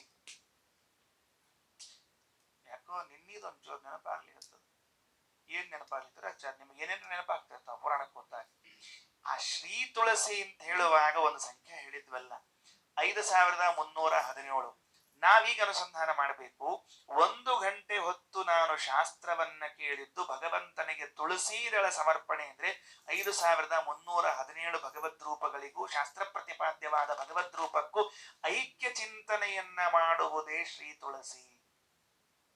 ಇಷ್ಟು ಸುಲಭ ಯಾರು ನಮಗೆ ಪೂಜೆ ಮಾಡಿಕೊಡ್ಲಿಕ್ಕೆ ಹೇಳ್ತಾರ್ರಿ? ಶಾಸ್ತ್ರಾಲಾಪನವೇ ಶ್ರೀ ತುಳಸಿ, ಸುಮನೋ ವೃತ್ತಿಗಳೇ ಸುಮನ. ಸುಮನೋ ವೃತ್ತಿಗಳೇ, ಒಳ್ಳೆ ಮನಸ್ಸಿನ ವೃತ್ತಿಗಳು. ವೃತ್ತಿಗಳು ಅಂದ್ರೆ ಏನ್ರಿ? ಹೋಗ್ಲಿ, ಮನದಲ್ಲಿ ಹುಟ್ಟುವಂತಹ ವಿಚಾರಗಳು. ಅದಕ್ಕೆ ಸುಮನೋ ವೃತ್ತಿಗಳೇ ಸುಮನ. ದೇವರಿಗೆ ಹೂ ಅರ್ಪಿಸ್ಬೇಕಂತ. ದೇವರಿಗೆ ಏನ್ ಅರ್ಪಿಸ್ಬೇಕು? ಹೂವು. ಹೊರಗಿಂದ ಆದ್ರ ನಿನ್ನೆ ಹೇಳಿನಿ, ಪಾರಿಜಾತ, ಗುಲಾಬಿ, ಸಂಪಿಗೆ, ಗಿಂಪಿಗೆ. ಒಳಗ ಅವರಿ ಎಷ್ಟವ ಹೂ. ದೇವರು ನ್ಯಾಚುರಲ್ ಆಗಿ ಒಳಗೆ 8 ಹೂ ಇಟ್ಟಾನಂತ. ಅಷ್ಟಭಿರ್ಭಾವ ಪುಷ್ಪೈ. ನಮ್ಮ ಆಚಾರ್ಯರು ಜಗದ್ಗುರುಗಳಾದ ಶ್ರೀಮನ್ ಮಧ್ವಾಚಾರ್ಯರು ನಿತ್ಯ ದೇವರ ಪೂಜೆಯನ್ನ ಮಾಡಿ ಕೊನೆ ಮಂಗಳಾರತಿಯನ್ನ ಕೆಳಗಿಳಿಸಿದ್ರು ಅಂದ್ರೆ ಅಷ್ಟಭಿರ್ಭಾವ ಪುಷ್ಪೈ. ಮನದ ವೃತ್ತಿಯನ್ನೇ ದೇವರಿಗೆ ಪುಷ್ಪವನ್ನಾಗಿ ಸಮರ್ಪಣೆ ಮಾಡಿ ದೇವರನ್ನ ಭಜಿಸಬೇಕಂತೆ. ನಾರಾಯಣ ಪಂಡಿತಾಚಾರ್ಯ ಬರೀತಾರೆ 14ನೇ ಸರ್ಗ. ನಾವು ಒಂದು ನೆನಪಿಟ್ಟುಕೊಳ್ರಿ, ಉಳಿದ ಯಾವ ಸರ್ಗಗಳನ್ನು ನಾವು ಆಚಾರ್ಯ ಚರಿತ್ರೆಯಲ್ಲಿ ಕೇಳ್ತೀವೋ ಬಿಡ್ತೀವೋ 14ನೇ ಸರ್ಗವನ್ನ ಮಾತ್ರ ನಿತ್ಯ ಕೇಳಬೇಕು. ಯಾಕೆಂದ್ರೆ ಆಚಾರ್ಯರ ಆನ್ಮೀಕದ ಪ್ರಕರಣ. ನಮ್ಮ ಶ್ರೀಮದಾಚಾರ್ಯರು ತೀರ್ಥ ತಗೊಂಡ್ರೆ ಏನಾಗ್ತಿತ್ತು, ಹೆಂಗ್ ತೀರ್ಥ ತಗೊಳ್ತಿದ್ರು, ಊಟ ಹೇಗ್ ಮಾಡ್ತಿದ್ರು, ದೇವರ ಪೂಜೆ ಹೇಗ್ ಮಾಡ್ತಿದ್ರು, ಧ್ಯಾನ ಹೆಂಗ್ ಮಾಡ್ತಿದ್ರು, ಸಂಜೆಗೆ ಏನು ಅನುಸಂಧಾನ, ಎಲ್ಲ ಡಿಟೇಲ್ ಆಗಿ ಕೊಟ್ಟಿದ್ದಾರೆ ನಾರಾಯಣ ಪಂಡಿತಾಚಾರ್ಯ. ಅಷ್ಟಭಿರ್ಭಾವ ಪುಷ್ಪೈ. 8 ಭಾವ ಪುಷ್ಪಗಳ ಸಮರ್ಪಣೆಯನ್ನು ಮಾಡ್ತಿದ್ರಂತೆ. ಅದೇ ಇಲ್ಲಿರುವಂತಹದ್ದು ಸುಮನೋ ವೃತ್ತಿಗಳೇ ಸುಮನ. ಏನೇನಿರ್ಬಹುದು? ಒಂದೊಂದು ಹೂ ಹೇಳ್ಬಿಡ್ತೀನಿ, ಯಾಕಂದ್ರೆ ನಂಗೆ ನೆನಪಾದ್ಮೇಲೆ ಹೇಳದೆ ಹೋದ್ರೆ ನಿದ್ದೆ ಹತ್ತಂಗಿಲ್ಲ ರಾತ್ರಿ. ಅದೊಂದು ಸಮಸ್ಯೆ. ಕೆಲವರಿಗೆ ಸುದ್ದಿ ಹೇಳ್ಬೇಕು ಅಂತಿರ್ತದ್ರಿ, ಯಾರ ಮಲ್ಕೊಂಡಿರ್ತಾರಲ್ಲ ಬಾಜು ಎಬ್ಬಿಸಿ ಬರ್ತಾರೆ. ಮಲ್ಕೊಂಡಿದ್ದೇನ? ಅಯ್ಯೋ, ಮಲ್ಕೊಂಡವ್ರನ್ನ ಎಬ್ಬಿಸಿ ಮಲ್ಕೊಂಡಿ ಏನು ಅಲ್ಲ, ಅದೊಂದು ಸುದ್ದಿ ಹೇಳ ಮಲ್ಕೊಂಡಿದ್ದೆ ಹೋಗ್ಬಿಡ, ಎಬ್ಬಿಸಿ ಸುದ್ದಿ ಹೇಳ್ಬೇಕು ಅಂತ ಹೇಳಿ ಅವ್ರಿಗೆ ಇಟ್ಟು ಹೊಳ ಬಿಟ್ಟು ತಲೆಯಾಗ. ನಮಗ್ ಕೆಲವು ಹೇಳಲಿಲ್ಲ ನಿದ್ದೆ ಹತ್ತಂಗಿಲ್ಲ, ಅದಕ್ಕೆ ಹೇಳ್ಬಿಡ್ತೀನಿ. ಏನು? ಅಷ್ಟಭಿರ್ಭಾವ ಪುಷ್ಪೈಹಿ. ಮೊದಲನೇ ಹೂವು ಸುಮನೋ ವೃತ್ತಿಗಳೇ. ನಮ್ಮ ಮನಸ್ಸಿನಲ್ಲಿರುವಂತಹ ಮನದ ವೃತ್ತಿಗಳು, ಆಲೋಚನೆಗಳು, ಬುಗ್ಗೆಗಳು ಹೇಳ್ತಾವಲ್ಲ, ಅದು ಏನು? ಅಹಿಂಸಾ ಪ್ರಥಮಂ ಪುಷ್ಪಂ. ಮೊದಲನೆಯದ್ದು ಅಹಿಂಸೆ. ಇದು ದೇವರಿಗೆ ಸಮರ್ಪಣೆ ಮಾಡುವ ಮೊದಲನೆಯದ್ದು ಭಾವಪುಷ್ಪ. ಇನ್ನೊಬ್ಬರಿಗೆ ಹಿಂಸೆಯನ್ನು ಮಾಡಬಾರದು. ಮನಸ್ಸಿನಿಂದ, ಮಾತಿನಿಂದ, ದೇಹದಿಂದ ಹಿಂಸೆಯನ್ನೇ ಮಾಡಬಾರದು. ನಾವ್ ಅನ್ಕೋತೀವಿ ಏನಾಗ್ತದೆ ಸರ್, 2 ಏಟ್ ಹೊಡಿತೀವಿ ಬಿಡ್ರಿ ಸರ್, 4 ಏಟ್ ಹೊಡಿತೀವಿ ಅಂದ್ರೆ ಅಂತೀವಿ ಬಿಡ್ರಿ ಸರ್, ಮತ್ತೊಂದು ಮಾಡ್ತೀವಿ ಅಂದ್ಕೊಂಡು. ನನಗೆ ಆಶ್ಚರ್ಯ ಆಗ್ತದ. ಮೊದ್ಲಿಗೆ ನಾವು ಹಂಗ ಅನ್ಕೊಂಡಿದ್ದಿದ್ರಿ. ಯಾವಾಗ ಮಹಾಭಾರತ, ಭಾಗವತಾದಿ ರಾಮಾಯಣಗಳನ್ನು ಓದ್ಲಿಕ್ಕೆ ಶುರು ಮಾಡಿದ್ವಿ, ಅಂದದ್ರ ಪರಿಣಾಮ ಎಲ್ಲೆಲ್ಲಿ ಹೆಂಗೆಂಗ ಮುಟ್ತದ ಅಂತ ಹೇಳಿಕತ್ತಾರ.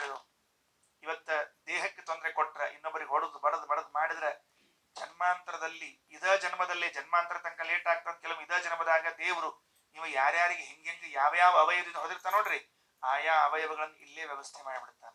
ಒಂದ ಟ್ವಿಸ್ಟ್ ಮಾಡ್ತಾನ, ಇಲ್ಲ ಕಟ್ ಮಾಡ್ತಾನ, ಇಲ್ಲ ನಿಶ್ಶಕ್ತ ಮಾಡ್ತಾನ, ಇಲ್ಲ ಎಳ್ಕೊಂಡು ಹೋಗುವಂಗ್ ಮಾಡ್ತಾನ, ಇಲ್ಲ ಅಸಹ್ಯ ಮಾಡಿಬಿಡ್ತಾನ. ಇದಕ್ಕೆ ಎಂದೆಂದೆಂದೆಂದು ದೇಹದಿಂದ, ಮಾತಿನಿಂದ, ಕೆಲವರು ಏನು ಮಾಡ್ತಾರಂಗಿಲ್ಲ, ಮನಸ್ಸಿನಾಗ ಬೈತಿರ್ತಾರೆ. ಅವ ಹಾಳಾಗ್ಲಿ ಅವ ಹಾಗಾಗಿ ಏನಾಗ್ತದೆ ಗೊತ್ತಾ? ಅವರಿಗೆ ಪಕ್ಕಾ ದಾರಿದ್ರ್ಯ ಬರ್ತಂತ. ಬೈದ್ರೆ ಎಲ್ಲಾ ರೀತಿಯಿಂದ ಕೆಳಮಟ್ಟಕ್ಕೆ ಹೋಗ್ಬಿಡ್ತಾನಂತ. ಯಾಕೆ ಬೈಬೇಕು ಮನಸ್ಸಲ್ಲಿ? ನಮಗೇನ್ ಅಧಿಕಾರ ಅದ? ಏನೇನೇನು ಅಧಿಕಾರ ಇಲ್ಲ. ಅದರಿಂದ ಅಹಿಂಸಾ ಮೊದಲನೇದ್ದು, ಯಾರಿಗೂ ಹಿಂಸೆ ಮಾಡಬೇಡ್ರಿ, ಇದೊಂದು ಹೂವು ಅಹಿಂಸಾ ಪ್ರಥಮ ಪುಷ್ಪಂ. ಎರಡನೆಯದ್ದು ಇಂದ್ರಿಯ ನಿಗ್ರಹ, ಇದು 2ನೇ ಹೂವು, ದೇವರಿಗೆ ಸಮರ್ಪಣೆಯನ್ನು ಮಾಡ್ರಿ. ಸರ್ವಭೂತ ದಯಾ ಪುಷ್ಪಂ. ಎಲ್ಲರ ಮೇಲೆ ದಯೆ ತೋರಿಸ್ರಿ, ಎಲ್ರಿಗೂ ಪ್ರೀತಿ ತೋರಿಸ್ರಿ. ಯಾಕೆ? ಅದೊಂದು ಪುಷ್ಪ. ಕ್ಷಮಾ ಪುಷ್ಪಂ ವಿಶಿಷ್ಯತೆ. ತಪ್ಪು ಮಾಡಿದಾಗ ಕ್ಷಮಿಸ್ತೀವಲ್ಲ, ಅಥವಾ ಕ್ಷಮಾಗುಣ ಇದೆಯಲ್ಲ, ಅದು ಇನ್ನೊಂದು ಪುಷ್ಪ ದೇವರಿಗೆ ಇರಿಸುವಂತಹದ್ದು. ಜ್ಞಾನ, ತಿಳಿದುಕೊಳ್ಳುವುದು ಒಂದು ಹೂವು. ತಪಸ್ಸು, ಧ್ಯಾನ. 8ನೇದು ಧ್ಯಾನ ಪುಷ್ಪ ಅಂತ ತಿಳಿಸಿದ್ದಾರೆ. ಈ 8 ಪುಷ್ಪಗಳಿವೆಯಲ್ಲ, ಅಹಿಂಸಾ, ಇಂದ್ರಿಯ ನಿಗ್ರಹ, ಭೂತದಯ, ಕ್ಷಮ, ಜ್ಞಾನ, ತಪಸ್ಸು, ಧ್ಯಾನ. ಈ ಹೂಗಳೇನಿವೆಯಲ್ಲ ಇವುಗಳನ್ನ ಭಗವಂತನಿಗೆ ಸಮರ್ಪಣೆಯನ್ನ ಮಾಡ್ರಿ. ಪಾಪಕರ್ಮವು ಪಾದುಕೆಗಳನ್ನು ಲೇಪನವು ಸತ್ಪುಣ್ಯ ಶಾಸ್ತ್ರಾಲಾಪನವೆಶಿ ತುಳಸಿ ಸುಮನೋ ವೃತ್ತಿಗಳು ಸುಮನ. ಕೋಪ ಧೂಪವು ಸಿಟ್ಟಿಗೆ ಹೇಳ್ತೀಯಲ್ಲಪ್ಪ, ಅದೇ ದೇವರಿಗೆ ಧೂಪಂ ಸಮರ್ಪಯಾಮಿ. ನಿನ್ನ ಪಾಡಿಗೆ ನೀ ಸಿಟ್ಟಿಗೆ ಅದರ ದೇವರಿಗೆ ಧೂಪಾರ್ತಿ ಆಯ್ತು ಅಂತ ಅನುಸಂಧಾನ ಮಾಡಿದ್ರೆ ಅದು ಪೂಜೆ ಆಯ್ತಂತೆ. ಭಾರಿ ವಿಚಿತ್ರ ರೀ. ಹಸಿವಿಗೆ ಒಂದು ಟೈಮ್ ಅದ, ಹೌದೋ ಇಲ್ಲ? ಕಣ್ಣ ಹಸಿವೆ ಆಗಂಗಿಲ್ರಿ. ಹೆಂಗ ಅದಕ್ಕೊಂದು ಟೈಮ್ ಅದ. ಇಲ್ಲಿ ಈ ಹೊತ್ತಿಗೆ ಅಥವಾ ತಿಂದು ಕರಗಿದ್ಮೇಲೆ ಹಸಿವೆ ಅಂತ ಇರ್ತದೆ. ಆಮೇಲೆ ಉಳಿದದ್ದಕ್ಕೊಂದು ಟೈಮ್ ಅಂತದ. ಸಿಟ್ಟಿಗೆ ಟೈಮ್ ಅಂತಿರಂಗಿಲ್ಲ. ಹೇಳ್ರಿ ನೋಡಂತ. ರಾತ್ರಿ 9 ಗಂಟೆ ಆದ್ರೆ ಆಚಾರ ಸಿಟ್ಟಿಗೆ ತರ ಅಂತ ಹಿಂಗದ ಏನ್ ಮತ್ತೇನ್ರಿ? ಹಂಗೇನಿಲ್ಲ. ಯಾವಾಗ್ಲೂ ಸಿಟ್ಟಿಗೆ ಇದ್ದಿರ್ತಾರ್ರಿ ಆಚಾರ ಅಂತ. ಅಂದ್ರೆ ಟೈಮ ಇಲ್ರಿ ಇದಕ್ಕೆ. ಹಸಿವೆಗೆ, ನೀರಡಿಕೆಗೆ, ಕಾಮಕ್ಕೆ, ಮತ್ತೊಂದಕ್ಕೆ ಎಲ್ಲದಕ್ಕೂ ಒಂದೊಂದು ಟೈಮ್ ಇದ್ರೆ, ಸಮಯವಿದ್ರೆ, ಕ್ರೋಧಕ್ಕೆ ಮಾತ್ರ ಸಮಯವಿಲ್ಲ. ಭಗ್ ಅಂತದ್ರಿ. ಎಲ್ಲಿಂದ ಹತ್ಕೊಂಡಿರ್ತೋ ಗೊತ್ತಿಲ್ಲ. ಒಂದೇ ಒಂದು ಶಬ್ದ, ಒಂದೇ ಒಂದು ದೃಶ್ಯ, ಒಂದೇ ಒಂದು ಮಾತು, ಒಂದೇ ಒಂದು ನನಗಾಗದೇ ಇರೋ ವಿಚಾರ ಬಂದ್ರೆ ಯಾತಿ ನಿಂತು ಬಿಡ್ತಾನೆ. ರೌದ್ರಾವತಾರ ಯಾಕೆ ಬಂತಿದು, ಎಲ್ಲಿಂದ ಗೊತ್ತಿಲ್ಲ, ಬಂತ ಅಷ್ಟೇ. ಆ ಕ್ಷಣಕ್ಕೆ ಜಗನ್ನಾಥದಾಸರಂದ್ರು ಧೂಪಂ ಸಮರ್ಪಯಾಮಿ ಅನ್ನೋ ಒಳಗೆ ಮುಗಿದೋಯ್ತು, ಪೂಜೆ ಆಗೋಯ್ತು. ಕೋಪ ಧೂಪವು ಇಷ್ಟು ಸರಳ ಪೂಜೆ ಮಾಡಿ ಕೊಟ್ರಲ್ಲಪ್ಪ. ಕೋಪ ಧೂಪವು ಭಕ್ತಿ ಭೂಷಣ. ದೇವರಿಗೆ ಆಭೂಷಣ ಯಾವುದು? ನೀ ಭಕ್ತಿ ಮಾಡೋದೇ ದೇವರಿಗೆ ಆಭೂಷಣ ಅಷ್ಟೇ, ಮತ್ತೆ ಭಕ್ತಿ ಭೂಷಣ. ವ್ಯಾಪಿಸಿದ ಸದ್ಬುದ್ಧಿ ಛತ್ರವು. ಒಳ್ಳೆ ಬುದ್ಧಿ ಇದ್ರೆ ಅದೇ ದೇವರಿಗೆ ಛತ್ರಂ ಸಮರ್ಪಯಾಮಿ. ವ್ಯಾಪಿಸಿದ ಸದ್ಬುದ್ಧಿ, ಎಲ್ಲರಿಗೂ ಒಳ್ಳೇದಾಗ್ಲಿ, ಲೋಕ ಸಮಸ್ತ ಸುಖಿನೋ ಭವಂತು, ಎಲ್ಲರಿಗೂ ಒಳ್ಳೇದಾಗ್ಲಿ ಅಂತ ಬುದ್ಧಿಯಿಂದ ಬಯಸ್ತೀಯಲ್ಲ, ಅದೇ ದೇವರಿಗೆ ಹಿಡಿದಿರುವಂತಹ ಛತ್ರಿ. ದೀಪವೇ ಸುಜ್ಞಾನ. ನೀನ್ ಜ್ಞಾನ ಮಾಡಿಕೊಂಡಿರೋದು ದೀಪ ಆಗ್ತದೆ. ಆರಾರ್ತಿಗಳೇ ಗುಣಕಥನ.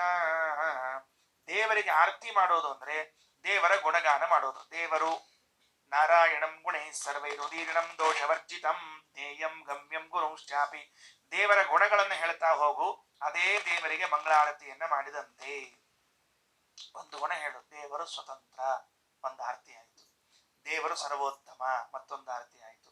ದೇವರು ದೋಷ ದೂರ, ಮತ್ತೊಂದು ಆರತಿ ಆಯಿತು. ಹೀಗೆ ಭಗವಂತನಲ್ಲಿದ್ದ ಒಂದೊಂದು ಗುಣಗಳನ್ನ ಹೇಳುವುದೇ ಅವನಿಗೆ ಮಾಡುವ ಆರತಿ. ಪಾಪಕರ್ಮವು ಪಾದುಕೆಗಳನ್ನು ಲೇಪನವು ಸತ್ಪುಣ್ಯ ಶಾಸ್ತ್ರಾಲಾಪನವೆಶಿ ತುಳಸಿ ಸುಮನೋ ವೃತ್ತಿಗಳು ಸುಮನ. ಕೋಪಧೂಪವು ಭಕ್ತಿಭೂಷಣ. ವ್ಯಾಪಿಸಿದ ಸದ್ಬುದ್ಧಿ ಛತ್ರವು. ದೀಪವೇ ಸುಜ್ಞಾನವಾರಾರ್ತಿಗಳೇ ಗುಣಕಥನ. ಮನವಚನ ಕಾಯಕ ಪ್ರದಕ್ಷಿಣೆಯನು ದಿನದಿ ಸರ್ವತ್ರ ವ್ಯಾಪಕ. ವನರುಹಿ ಕ್ಷಣಗರ್ಪಿಸುತ್ತ ಮೋದಿಸುತ್ತಲಿರು ಸತತ. ಅನುಭವಕ್ಕೆ ತಂದುಕೋ ಸಕಲ ಸಾಧನದೊಳಗಿದೆ ಮುಖ್ಯ. ಪಾಮರ ಮನುಜರಿಗೆ ಪೇಳಿದರೆ ತಿಳಿಯದು ಬುಧರಿಗಲ್ಲದಲೇ. ನೀನು ಕೆಲಸ ಮಾಡು. ಏನು ಅಂತಂದ್ರ, ಈಗ ಮನವಚನ ಕಾಯಕ ಪ್ರದಕ್ಷಿಣೆಯನ್ನು ಅನುದಿನದಿ ಸರ್ವತ್ರ ವ್ಯಾಪಕ ವನರುಹೇಕ್ಷಣೆಗೆ ಅರ್ಪಿಸು.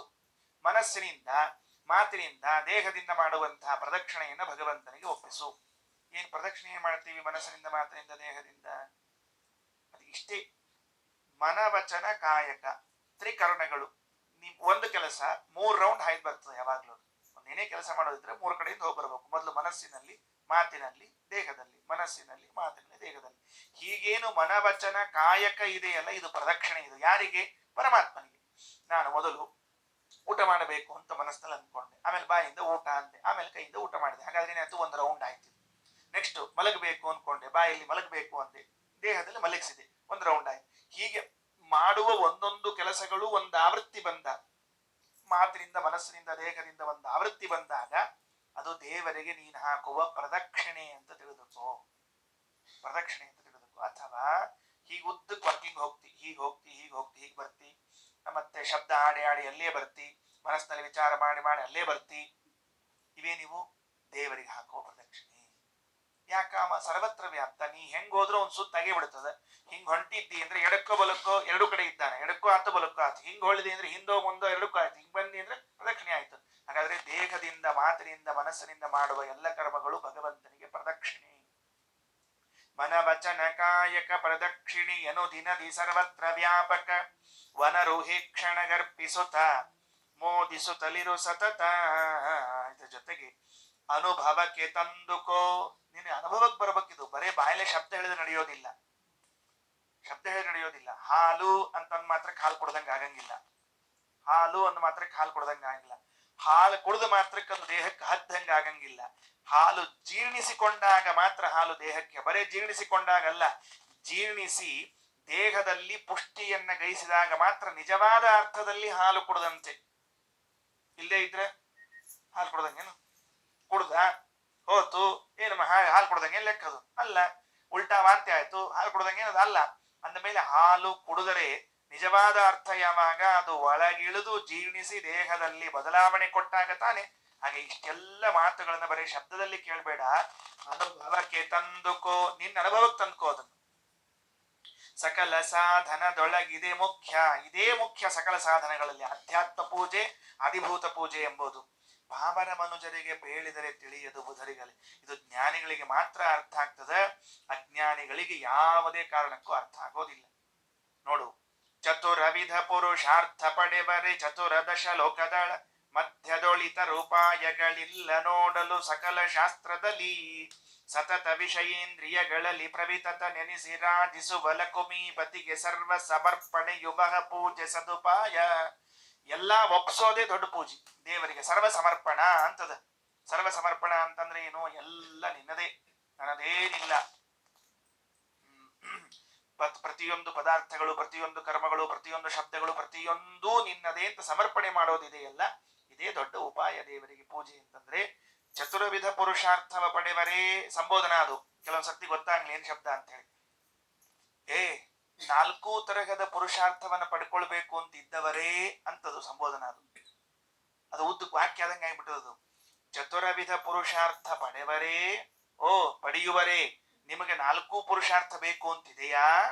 ಆದರೆ ಚತುರದಶ ಲೋಕಗಳ ಮಧ್ಯದೊಳು, 14 ಲೋಕಗಳ ಮಧ್ಯದಲ್ಲಿ ಇತರ ಉಪಾಯಗಳಿಲ್ಲ ನೋಡಲು, ಬೇರೆ ಉಪಾಯ ಇಲ್ಲ. ಸರ್ವ ಸಮರ್ಪಣೆಯನ್ನ ಬಿಟ್ಟು ಕಾಗೇನ ವಾಚ ಮನಸ ಇಂದ್ರಿಯೈರ್ವ ಬುದ್ಧ್ಯಾತ್ಮನಾನುಸುತ ಸ್ವಭಾವಂ ಕರೋತಿ ಕರೋಮಿ ಯದ್ಯತ್ ಸಕಲಂ ಪರಸ್ಮೈ ನಾರಾಯಣಾಗೇತಿ ಸಮರ್ಪಯೇತತ್ ಸಮರ್ಪಯಾಮಿ.